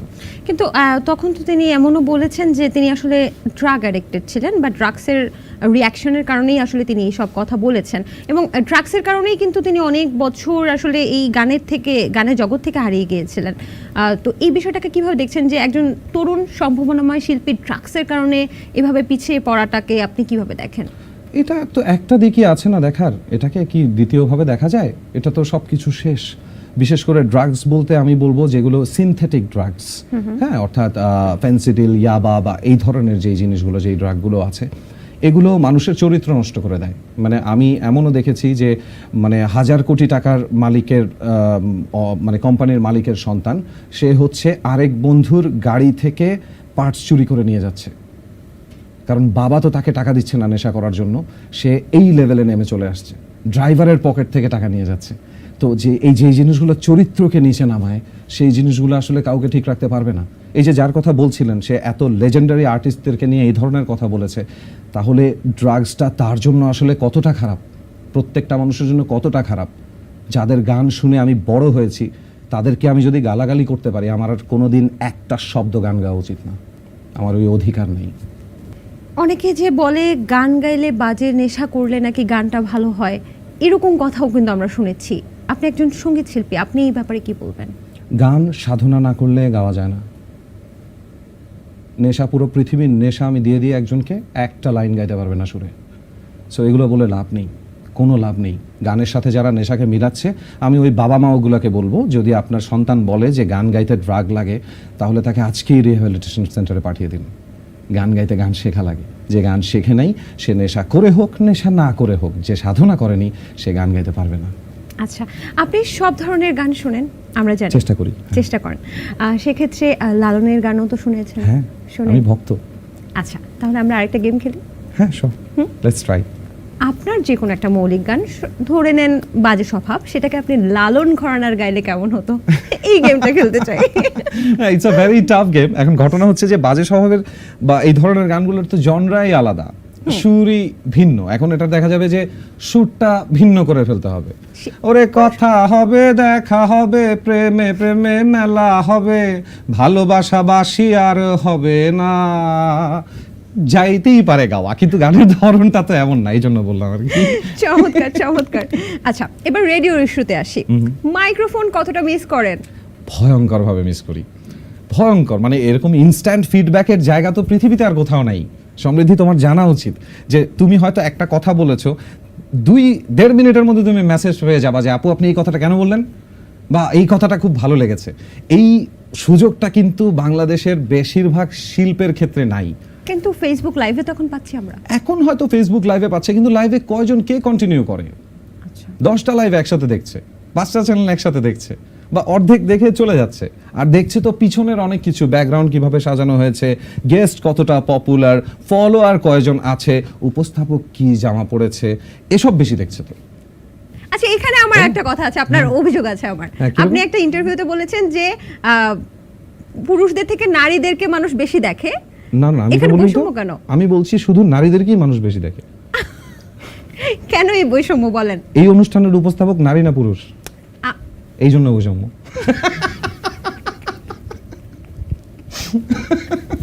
আপনার সাথে কথায় পারা যাবে না, এই জন্য বলা যায় যে আরজেরা এত ভালো কথা বলতে পারে, এত গুছিয়ে কথা বলতে পারে যে তাদের সাথে কথা বলায় পারা যায় না। আচ্ছা, যাই হোক, যেটা বলছিলাম যে টিনেজার বয়সের একটা ক্রেজ হচ্ছে রেডিও, এবং রেডিওর যে শ্রোতারা যে ভয়েস শুনেই ভালোবেসে ফেলে, এটা কিন্তু অন্যরকম একটা ভালো লাগা। খুবই সুন্দর। আমি জানি অনেক পাগলামি করেছে, এবং একটা মেয়ে নাকি আপনাকে বিয়ে করতে চলে এসেছিল, তার ভাই সহ, সাক্ষী সহ আপনাকে বিয়ে করতে চলে এসেছিল, সেই গল্পটা শুনতে চাই। সেটা না, আমি একসময় মজার স্টোরি হিসাবে বলতাম, কিন্তু আবারও বলে আমি খুব দুঃখিত। আমি তখন ছোট ছিলাম, আমি জানতাম না মেয়েটি মানসিকভাবে ভারসাম্যহীন ছিল। সে বুঝতে না পেরে সে ভাবতো কি রেডিওতে আমি যেই কথাগুলো বলছি ওগুলো রেডিওতে না, আমি ব্যক্তিগতভাবে তাকে ফোনে বলছি। আমি হয়তো ডোমেস্টিক ভায়োলেন্স নিয়ে কথা বলছি, সে আমাকে টেক্সট করছে যে তুমি আমাদের বাসা নিয়ে সব কথা বলে দিচ্ছ কেন। তার মানে উনি কি সে ডোমেস্টিক ভায়োলেন্স? মানসিকভাবে হয়তো হয়তো আমি কিন্তু জানিও না কিছু। সে আমাকে যে মেসেজগুলো পাঠাতো সেটা দেখে আমি পরে বুঝতে পারলাম যে স্যার মানসিক ভারসাম্য নেই। সে ভাবছে শুধু তাকেই আমি বলছি, এটা যে একটা রেডিও শো এটাই তার মাথাতে নেই। So I am so sorry to that person. আমি যদি এটা জানতাম কখনো আমি ঘটনাটা রিভিল করতাম না। I am still sorry to her. আমি কখনোই বলতাম না এই ব্যাপারটা, মজা করে। আচ্ছা, তারপরে আপনি তাকে কিভাবে বোঝালেন? তখন তো অফিসের আরো লোকজন ছিল, তার ভাই তো নর্মাল ছিল, উনি এসেছিলেন, তাকে আমি বুঝিয়ে বললাম যে ভাইয়া ব্যাপারটা এরকম না, আমি রেডিও শোতে যেটা বলি উনি কোনো কারণে ব্যক্তিগতভাবে হয়তো ধরে নিয়েছেন, আমি তো বিশেষ করে ওনার উদ্দেশ্যে কিছু বলিনি। তখন উনি বললেন যে না, ও তো আমাদেরকে অন্যভাবে বললো যে আপনার সাথে কথা হয়, আপনার সাথে রেগুলার রাতে কথা হয়। আমি তো রাতেই শো করি, প্রতি রাতেই শো করি, তো ওই সময় তো আমি সবার জন্যই করি ভাইয়া, ব্যাপারটা তো এইরকম। তো এটা একটা কষ্টকর এক্সপিরিয়েন্স আসলে, এটা এখন আর আমার কাছে মজার এক্সপিরিয়েন্স নেই। তারপর ওনার খবর আর নিয়েছিলেন? না, পাগল। পাগল কেন? আমি কেন খবর নিতে যাব? কারণ এই ধরনের ক্ষেত্রে হয় কি, আমি হয়তো মানবতা থেকে একটা খবর নিতে গেলেও ওই মানুষটার কাছে সেটা প্রেম মনে হতে পারে, তখন সে কষ্টটা পাবে। সো আমি এই কাজটা কখনোই করব না। আচ্ছা, আপনি সবসময় রাতে শো করতেন, রাত আপনার ভীষণ প্রিয়, আপনি একজন নিশাচর প্রাণী বলা যায়। তো সেক্ষেত্রে রাতে আপনি কেন রাতকে কেন এত ভালোবাসেন? রাতে কি দেখা যায় যেটা আসলে আমরা সকালে দেখতে পারি না? রাতে অনেক কিছু দেখা যায় না, এটাও তো কারণ হতে পারে। যাই হোক, সেটা না, রাতে যেটা সবচেয়ে বেশি দেখা যায় সেটা হচ্ছে নীরবতা। রাতে দেখা যায় ঘুমন্ত মানুষ, রাতে দেখা যায় একটা মোবাইল ফোন যেটাতে কোনো কল আল্লাহর ওয়াস্তে আর আসতেছে না। রাতে দেখা যায় এমন কিছু মানুষ যাদের কথা বক বক একসময় বন্ধ হয়েছে। রাতে দেখা যায় এমন কিছু পরিবেশ পাওয়া যায় যেই পরিবেশে আসলে নিজের সাথে একটু থাকা যায়। A little bit of me time, if I can explain, যে মি টাইমটা আমাদের সবার প্রয়োজন, যেটা বেশিরভাগ মানুষ অনুভব করে না। আমি খুব অনুভব করি বলে রাত আমার এত পছন্দ। বাহ, চমৎকার। আরজে ফারহান ছিল আপনাদের সময়, অনেকেই আরজে ছিল, যারা হচ্ছে আরজে ফারহান ছিল, তারপর আপনি ছিলেন, আরজে কিবরিয়া, হ্যাঁ হ্যাঁ, তিনিও তো খুব ভালো কাজ করেছেন, আরজে রাজু। তো কি মনে হয় যে ওই সময়টা আসলে যে এই যে ক্রেজটা এখন আস্তে আস্তে কিন্তু আমরা দেখেছি আর যে ফারহান হচ্ছে অভিনয়ে বেশ বাজিমাত করেছে, কিন্তু আপনি মিউজিকে বাজিমাত করছেন। রেহান তো দেখতে শুনতে সুদর্শন, রেহান কেন অভিনয় আসলো না? সুযোগ পাইনি, সুযোগ- কেউ সুযোগ দেয়নি তো। আচ্ছা। ফারহানরা কিভাবে চান্স পেয়েছে আমি জানি না। I always appreciate this guy. Farhan তো মানে আমার অনেক পরে ইন্ডাস্ট্রিতে এসেছে। ও যে কিভাবে মানে ওই নাটকে গিয়ে, এবং ও যে এত সুন্দর অ্যাক্টর এটাও আমি কোনোদিন জানতাম না when I saw him in the radios। তো আমার কাছে মনে হতো এত অস্থির একটা ছেলে ও আর্জিং কিভাবে কি করবে, একটু পর উঠে যাচ্ছে টেবিল থেকে, নিজের মতন মজা আছে, ওর তার একটু অর্গানাইজড হওয়া দরকার। পরে দেখলাম যে না, ওর ব্যাপারটাই ভিন্ন, ও খাটতে জানে, ভয়াবহ খাটনি করতে জানে, এবং ছেলেটা আজকে একা একা ওই জায়গায় গেছে। I appreciate him. বাট আমার হচ্ছে অভিনয়ের দিকে ঝোঁকটা ছিল, কিন্তু ওই যে মানে কারো কাছে যে বলবো আমাকে একটু সুযোগ দিবেন কিনা, তারপরে উনি দেখবে যে আমি কিছুই অভিনয় পারি না, এই আচ্ছা। সিচুয়েশনটা চিন্তা করেই ভয় লাগতো। কিন্তু আপনার নাকি অভিনয় ঝোঁক ছিল এবং আপনি খুব ইচ্ছে ছিল। সাইকো কিলার ধরনের একটা Yeah. অভিনয় করতে চাচ্ছেন Negative বা roles. ক্যারেক্টার চাচ্ছেন, negative role. I always crave for negative roles and I still do। আপনি কি এখনো সুযোগ পেলে ব্যক্তিগতভাবে করবো। এরকম? ওটা যদি বলে দিই তাহলে কি আর এরকম রহস্যটা থাকবে? মাই গড, আমি ভয় পাচ্ছি এখন। Please don't. ভয় পেলে তো Okay. আমি বিপদে পড়ে যাব। আচ্ছা, আরবারও মজার, আপনার অনেক অনেক দক্ষতা আছে আমি জানি, সেই দক্ষতাগুলো of আমরা course. এখন প্রচার করতে চাই। আপনি একজন আরজে, রাইট? সো আরজেরা আমরা যেটা করি, যখন যে লিঙ্কটা দিই, ওপেনিং লিঙ্ক, তখন আমরা মাঝে মাঝে যখন দুঃখের কোনো কাহিনী বলি তখন একভাবে বলি, যখন উচ্ছ্বাস নিয়ে বলি তখন একভাবে বলি, যখন দুষ্টুমি থাকে তখন দুষ্টুমি ছলে বলি। একদম। অ্যান্ড এখন আপনার টাস্কটা হচ্ছে আপনি একটা ওপেনিং লিঙ্ক দিবেন এবং সেখানে আপনি ভ্যারিয়েশনটা করবেন, কখনো দুঃখ, কখনো দুষ্টুমি, কখনো ভয়, ভূতের কিছু, এইভাবে একটা ওপেনিং লিঙ্ক দেবেন। আমি জানি অনেকদিন পর মাইক্রোফোনের Wow. সামনে আপনি এই ওপেনিং লিঙ্কটা দিতে যাচ্ছেন। সেটা হতে পারে দ্য টক রুমের। Wow, beautiful. Okay, চেষ্টা করি। Hi guys, you are listening to The Talk Room on Deepto TV and this is Rehan Rasool। আমি আপনাদের সাথে আছি আর আজকে অনেক কিছু নিয়ে কথা বলবো, কিন্তু কথা বলার আগে একটা কথা বলে নিই। আমার আজকে মনটা খুব খারাপ। আজকে বারবার মনে পড়ছে সেই মানুষগুলোর কথা যাদের বাসায় গেলে বাবা মা নেই। এই বাবা মা না থাকার ব্যাপারটা না খুব কষ্ট দেয়। তখন কিন্তু জীবনে একজন সঙ্গী লাগে। সেই সঙ্গীটা আপনার জীবনে হয়তো বন্ধু হয়ে আসে কিংবা প্রেম হয়ে আসে। আর যখন প্রেম হয়ে আসে তখন কিন্তু আলাদা একটা সংসার তৈরি হয়। একসময় আপনি হয়ে যান বাবা মা। এই জিনিসটা কিন্তু ইন্টারেস্টিং। তবে হ্যাঁ, বাবা মা হওয়ার ক্ষেত্রে কিন্তু ভয়ের একটা ব্যাপার আছে, হিউজ রেসপন্সিবিলিটি। প্রতি পদে পদে আপনাকে হয়তো ভূতের ভয় পেতে হবে না, কিন্তু আপনি ভয়টা ঠিকই পাবেন, যেই ভয়টা প্রতি ক্ষণে ক্ষণে আপনাকে খাবে। কিন্তু সেই ভয়টার মধ্যে হঠাৎ চিৎকার করে উঠবে একটা সুন্দর বাচ্চা, তার কান্না দেখে আপনার এত ভালো লাগবে যে আপনি দৌড় মেরে সেই ভয়টাকে কোলে নেবেন। সুন্দর না সিচুয়েশনটা? চলেন একটা গান শুনে আসি। বাহ, কি যে চমৎকার, মানে এত ভ্যারিয়েশন একটা লিঙ্কে, সুপার। আচ্ছা, এই যে বলছিলাম যে আপনার লিসেনারদের নাকি একটা চিঠি দিয়ে বই তৈরি হয়েছে, সেটা আপনার কাছে এসেছে, Yeah. Is it true? Yeah, it is এটা true. কে করেছে বা কি? এটা হচ্ছে দুই তিনজনের নাম বলবো, এটা অনেকজন এটার মধ্যে ছিল। তার মধ্যে তাসনিম জাহান ছিল, সজীব আহমেদ ছিল, তারপরে জারিন সুভা নামে একটা মেয়ে ছিল, ঝরা ছিল, আরও অনেকজন ছিল। বাট ওরা সবাই মিলে যে কাজটা করেছে, ওরা যেই কথাগুলো আমাকে রেগুলার বলতে চায় কিন্তু আমি রেডিও শো শুনি না বা করি না বলে ওরা এখন আর বলতে পারে না, ওরা এক একজন চিঠি আকারে লেখে। এই সজীব আর জারিন মিলে হচ্ছে সবগুলো চিঠি একত্রিত করে একটা বইয়ের মতন করে ছাপিয়ে তার প্রতি তার আপনার সৈন্যদল, listener এরা? হ্যাঁ আমার লিসনাররা, ওনারা? হ্যাঁ, it was their celebration because I sang my 50th song. মানে এই বছর আমি আমার 50তম গানটা গেয়েছিলাম, সেটা আমিও জানতাম না, আমি গুনিনি। তারা সেটা সেলিব্রেট করে বইমেলায় এসে সবাই মিলে আমাকে ওই বইটা উপহার দেয়। মানে achievement, it's like awards, a lot of awards in one বুক। বাহ। রেহানকে আমরা সবসময় দেখি মাঝে মাঝে সে চুল ছোট রাখে, মাঝে মাঝে তিনি আবার চুলটা বড় রাখেন। আমার কথা হচ্ছে একজন ছেলে হিসেবে আপনি কি কি বিউটিফিকেশন করেন, কি কি ত্বকের যত্ন বা কি করেন, চুলের যত্নটা নেন কিভাবে, মানে আঁচড়ানো, আমার শ্যাম্পু চুল দেখে করা? কি বোঝা যাচ্ছে না যে যতটা আসলে নেই না? চুল তো ছোট করি এখন সামনে থেকে, যেটা ন্যাচারালি ছোট হচ্ছে টাকের মাধ্যমে, আর বড় পিছন থেকে করছি, ওটাও ন্যাচারালি হচ্ছে। মাঝে মাঝে চিরুনি লাগানো হয়, এছাড়া আসলে যত্ন বলতে খুব একটা কিছু করা হয় না, আসলেই করা হয় না। আর চুল বড় রাখার ব্যাপারটা হচ্ছে খুব ইচ্ছা করতো, কিন্তু আম্মু সবসময় মানা করতো। আমি আবার আম্মুর খুব ভক্ত ছিলাম, মানা করতো। এক সময় আম্মুকে মোটামুটি বুঝাইলাম যে আম্মু এই তো আর কয়েকটা দিন, তারপরে চুল বলে কিছু থাকবেই না, বিশাল এক টাক, তার আগে একটু হয়ে যাক, একটু চুল থাক, মানে পেছন দিকে বড়। আপনার বাবা মার প্রসঙ্গে একটু আসতে চাই। তারা, আমি যদি ভুল না করে থাকি, ওনারা দুজনেই গত হয়েছেন। দুজনেই গত হয়েছে। এবং আপনার যে বইয়ের কথা বলেছেন, সেই বইটা আপনার খুব শখ ছিল যে আপনার মাকে আপনি দেখাবেন, এই লিসেনারদের বইটা। এবং শুধু তাই না, আপনার বাবা নাকি আপনাকে সবসময় টেলিভিশনের পর্দায় দেখার জন্য খুব একটা আক্ষেপ ছিল, কিন্তু যখন আপনাকে টেলিভিশনের পর্দায় দেখা গেছে তখন নাকি আপনার বাবা সেটা বেঁচে দেখতে ছিলেন না। পাননি। একটু জানতে চাই যে কিভাবে দিন কাটছে তাদেরকে ছাড়া। তাদেরকে ছাড়া আসলে কিভাবে দিন কাটছে, খুব সাটল ভাবে আসলে। মানে যখন হঠাৎ করে ঘরে ঢুকে বুঝি যে পাশের রুমে আম্মু থাকবে না এখন, বা মাঝে মাঝে চিৎকার করে ডাকি যে যদি শোনে, যদি কোথাও থেকে শুনতে পায়। হঠাৎ করে রাস্তা দিয়ে হাঁটতে হাঁটতে একটা লোককে চলে যেতে দেখলে, কোকড়া চুল দেখলে মনে হয় যে আব্বা এভাবে যাইতো আস্তে আস্তে হাঁটতে হাঁটতে নামাজ পড়তে।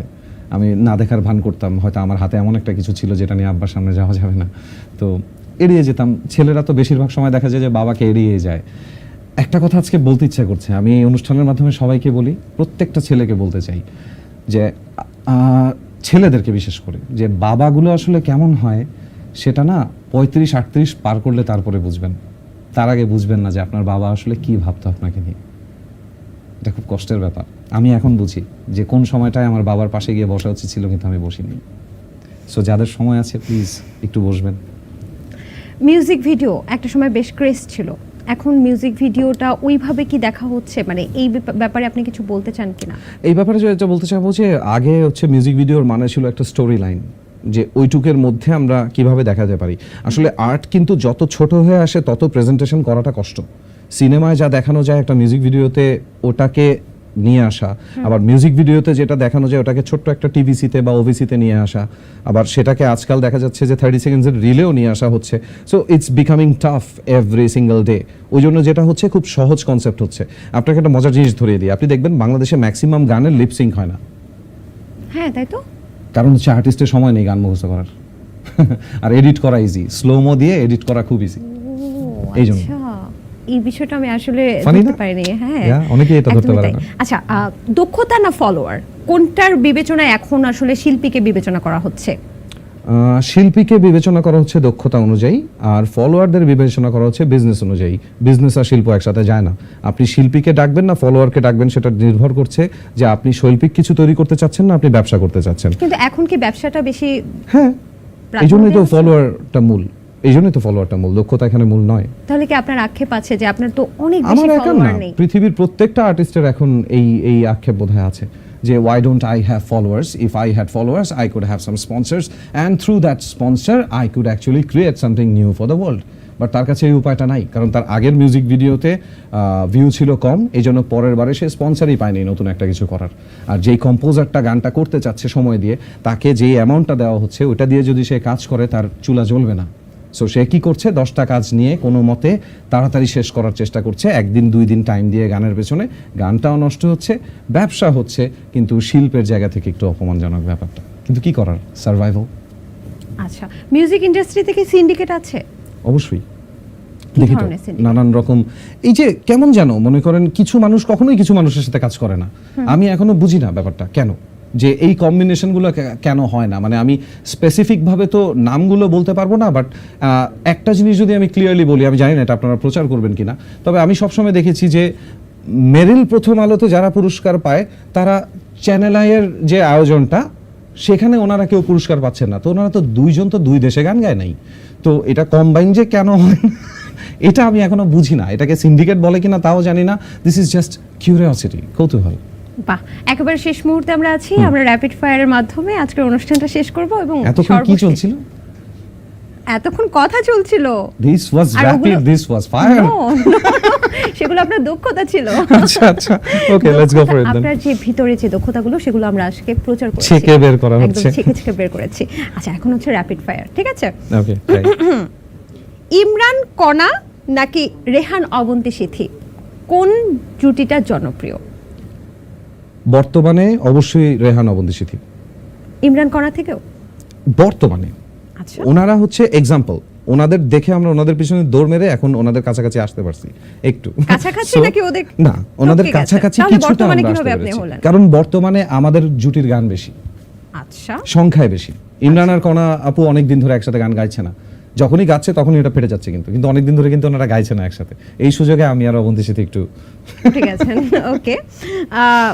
ছেলেদের দুইটা বাজে স্বভাব, মেয়েদের দুইটা বাজে স্বভাব। আচ্ছা, ছেলেদের দুইটা বাজে স্বভাব হচ্ছে এরা মিথ্যা কথা বলে, আর আরেকটা বাজে স্বভাব হচ্ছে যে এরা মিথ্যা কথা শোনে।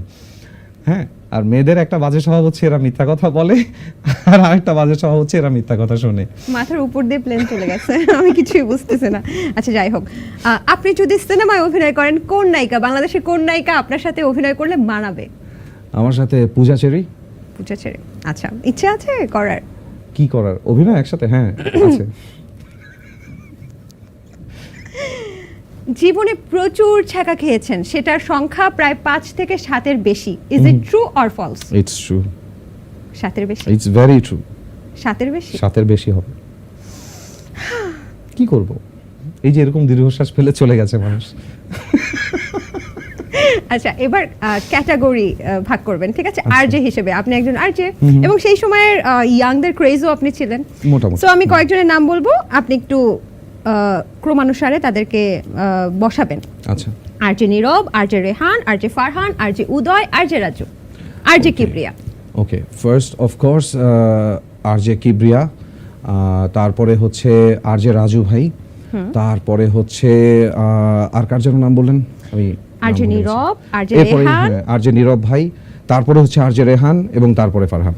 সবার শেষে? হ্যাঁ, আরজে হিসাবে আমি ফারহানকে সবার শেষে রেখেছি, কারণ ও সবার শেষে আসছে, জুনিয়র, কেন ওকে আমি উপরে রাখবো? আর আরজে উদয়? হ্যাঁ, আরজে উদয়? হ্যাঁ, উদয় ভাই হচ্ছে রাজু ভাইয়ের সাথে একই সাথে পড়বে, ওনাদেরকে আমি আলাদা জায়গায় করব না। আচ্ছা, আর ফারহানকে আমি মূলত লাস্টে রাখার একটা কারণ আছে, ফারহান কিন্তু বাই বেসিক এখন আর আরজে নেই, he is an actor, so RJ was just his beginning step.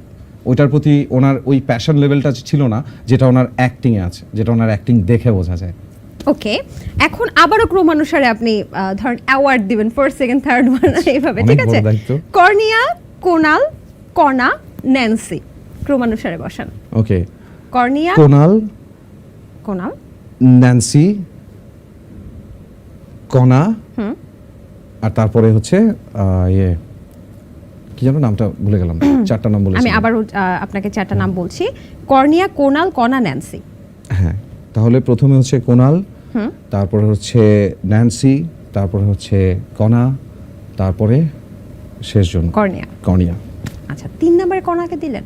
হ্যাঁ, কারণ কেন দিয়েছি, ওই যে আমার সবসময় যে বলি না যে স্থানকাল পাত্র, আমি বর্তমান জায়গা থেকে বলছি, পুরোপুরি বর্তমানে মানুষের কাছে কার গান কতটুকু পৌঁছেছে বলে আমার ব্যক্তিগতভাবে মনে হয়, ওই জায়গা থেকে বললাম।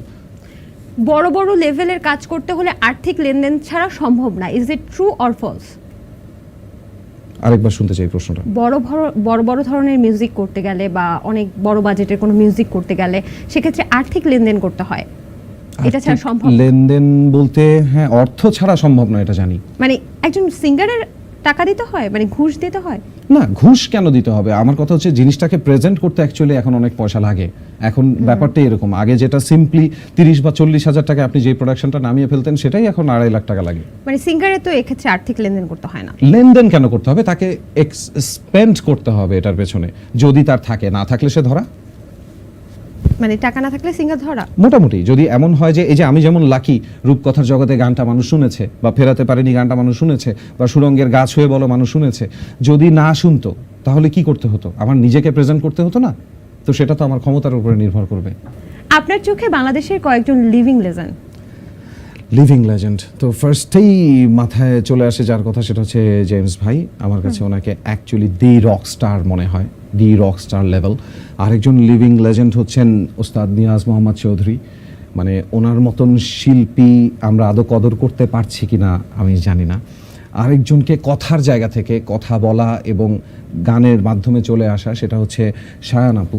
ওনাকে আমার একজন লিভিং লেজেন্ড মনে হয়, উনি সব সময় তৎকালীন অবস্থা থেকে লেখেন। তো আপাতত এই 3 জনেরই নাম আসছে। আরেকজন হচ্ছে আমাদের অর্ণব ভাই, হি ইজ অলসো ফ্যান্টাস্টিক। উনি যেই কম্পোজিশন অ্যান্ড ব্রিং আপটা করেন, কম্বিনেশনটা করেন, ইভেন লেটেস্ট ফ্রম কোক স্টুডিওতে আমরা অনেক কিছু এরকম দেখেছি। It's beautiful, fantastic. কোক স্টুডিওতে রেহানকে কবে দেখবো? যেদিন কোক স্টুডিও সুযোগ দেবে। সুযোগ পাচ্ছেন না? না, সুযোগ পাচ্ছি না। আচ্ছা, কোন গায়ক গায়িকার সাথে আপনি কাজ করতে গিয়ে বিভ্রান্তকর সিচুয়েশনে কি পড়েছেন কোনো গায়ক গায়িকার সাথে কাজ করতে গিয়ে? না, আমি এখন পর্যন্ত কারোর সাথে বিভ্রান্তকর সিচুয়েশনে পড়িনি। মাঝে মাঝে যেটা করতে হয়েছে সেটা হচ্ছে গানের স্কেল একটু নামাতে হয়েছে, বিকজ সাথে ডুয়েট আর্টিস্ট হয়তো আরেকটু নিচু স্কেলে কমফোর্টেবল, দ্যাটস ইট। তার সাথে ব্যালেন্স করতে হয়েছে। হ্যাঁ, ব্যালেন্স করতে হয়েছে। আর যে থাকাকালীন সময়ে কোনো লাইভ শোতে আপনি এমন কিছু বলেছেন যেটা শুনে আপনি মানে যেটা পরবর্তীতে লজ্জাজনক হয়েছে, যে আপনি নিজেই লজ্জা পেয়েছেন যে ইস এই কথাটা কেন বললাম? আসলে আমি রাতের শো করতাম তো, আর আমার একটা অভ্যাস আছে, আমি খুব ডাবল মিনিং কথা বলি, এবং ওটা নিয়ে আমি একটুও লজ্জা পাইনি। সেটা আমরা এই এখনো শোতেও পাচ্ছি দেখেছি। না। অন্য কোনো শিল্পীর গানকে কভার করে হিট করা এটাকে একটা ট্রেন্ড হয়ে গেছে, এটাকে আপনি কি বলবেন? এটাকে আমি একদিক থেকে বলবো খুবই সুন্দর, যে অন্য শিল্পীর গান আরেকজন শিল্পী গাইছে, এটা অনেক সম্মানের, এটা অনেক সুন্দর। দুঃখের ব্যাপার হচ্ছে তাদের যদি নিজস্ব মৌলিক গানের প্রতি কোনো চাহিদা না থাকে, এটাই যদি হয় তার ভরণ পোষণ খাওয়া দাওয়া, তাহলে খুব বাজে ব্যাপার। ইটস লাইক আরেকজনের বাসায় মাঝে মাঝে থেকে আসতেছি রাত্রে। মিউজিক ভিডিওতে আকর্ষণীয় মডেল ব্যবহার করে ভিউ বাড়ানোর যে একটা ধান্দা, এটাকে আপনি কিভাবে দেখেন? আমি এই ধরনের মিউজিক ভিডিও দেখি না। না, আসলে যেটা বলতে চাচ্ছিলাম সেটা হচ্ছে অ্যাপ্লিকেবল হতে হবে। অ্যাপ্লিকেবল যদি না হয়, আমি তো এখন মানে কি বলবো, যে মানে রেলিভেন্ট হতে হবে। রেলিভেন্ট ভাবে একজনকে সুন্দর লাগতেই পারে, অ্যাট্রাকটিভ লাগতেই পারে, কিন্তু শুধু পণ্যের মতন করে নারী শুধু হেঁটে যাচ্ছে আর আসছে, বিভিন্নভাবে তাকাচ্ছে, তখন খুব বাজে লাগে যে হোয়াট ইজ ইট, এই এলিমেন্টটা কি, কেন এই মিউজিক ভিডিওতে কেন? যেমন বাজে স্বভাবে it is a single song, এখানে একটা নারী মডেলের দরকারই নেই। আমি চাইলে দেখাতে পারতাম এ হেঁটে যাচ্ছে, সে হেঁটে যাচ্ছে, সে ঢুলে পড়ছে, দরকার নেই, দরকার ছিল না। কিন্তু অন্যরকম খুন গানটা যখন আমি করেছি, আমি মডেল সিলেক্ট করেছি এবং এখানে যথেষ্ট ইন্টিমেট লাভ সিনস ছিল, কারণ আমার কাছে মনে হচ্ছে ওই গানের জন্য এটা প্রয়োজন। এবং যে That's it. মডেল সিলেক্ট করেছেন তিনিও সম্ভবত আরজে ছিল। হ্যাঁ, সেও আরজে ছিল এক সময়, নীরা। আমার কলিগ ছিল আর কি। এনিওয়েজ, বাংলাদেশের 5 জন সঙ্গীত শিল্পী যারা ওভাররেটেড আপনার চোখে? ওভাররেটেড, সরি, এটা আমি বলবো না, কারণ আমার কাছে কেউ ওভাররেটেড না, কারণ তারা নিজেদেরকে রেট করে না, রেট করে তাদের পপুলারিটি, এবং রেটটা অর্থাৎ করে পাবলিক।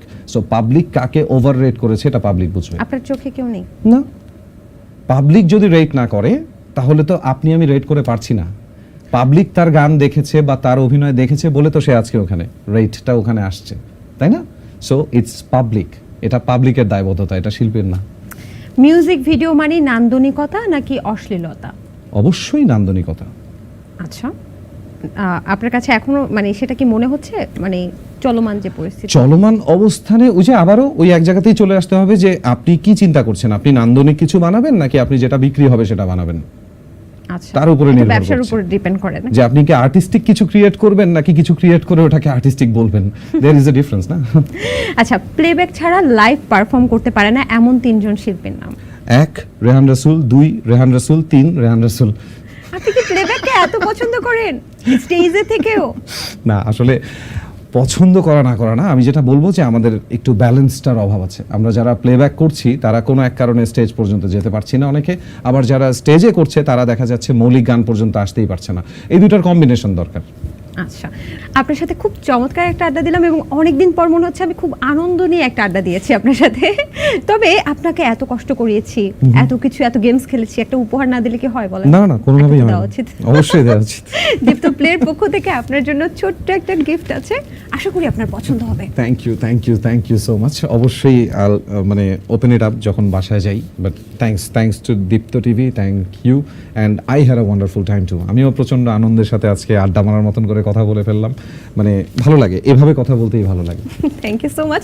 তবে এখনো শেষ হয়নি, আচ্ছা, আমি বিদায় নিব, তার আগে আপনি ভেবে নেন আপনি আমাকে কোন গানটা শোনাবেন। পার্সোনালি আমার খুব পছন্দের ফেরাতে পারিনি আমি আচ্ছা, সেই গানটা, তবে সেটা বাদেও আপনি যে কোনো একটা গান আমাকে শোনাতে পারেন। দর্শক, এই ছিল দ্য টক রুমের আজকের আয়োজন। আশা করছি আপনাদের পুরো আয়োজন অবশ্যই ভালো লেগেছে, ভালো লাগতেই হবে। আর আগামী পর্বে আবার কোনো সেলিব্রিটি গেস্ট নিয়ে কিন্তু হাজির হয়ে যাবো। সে পর্যন্ত ভালো থাকুন, সুস্থ থাকুন এবং দ্য টক রুমের সাথে থাকুন। আচ্ছা, যেহেতু সমৃদ্ধি তুমি বললাম আমি ফেরাতে পারিনি, এটাই শোনাই, যেহেতু ওয়াও, তোমার ফেভারিট সং। এটা আমার জন্য অনেক বড় একটা উপহার। ওকে, ইট গোজ। সবই বুঝি তবু অবুঝের মতো তোমায় খুঁজি, নিয়ে হারানোর ক্ষত আজও ভাবি, কেন বেদনার মতো হৃদয়ে আঁকি নীল প্রজাপতি শত, ফেরাতে পারিনি আমি, পারিনি তোমার হতে। তুমি তো গিয়েছ চলে দ্রুত লয়ে আলোর পথে। হুম হুম হুম হুম, না না না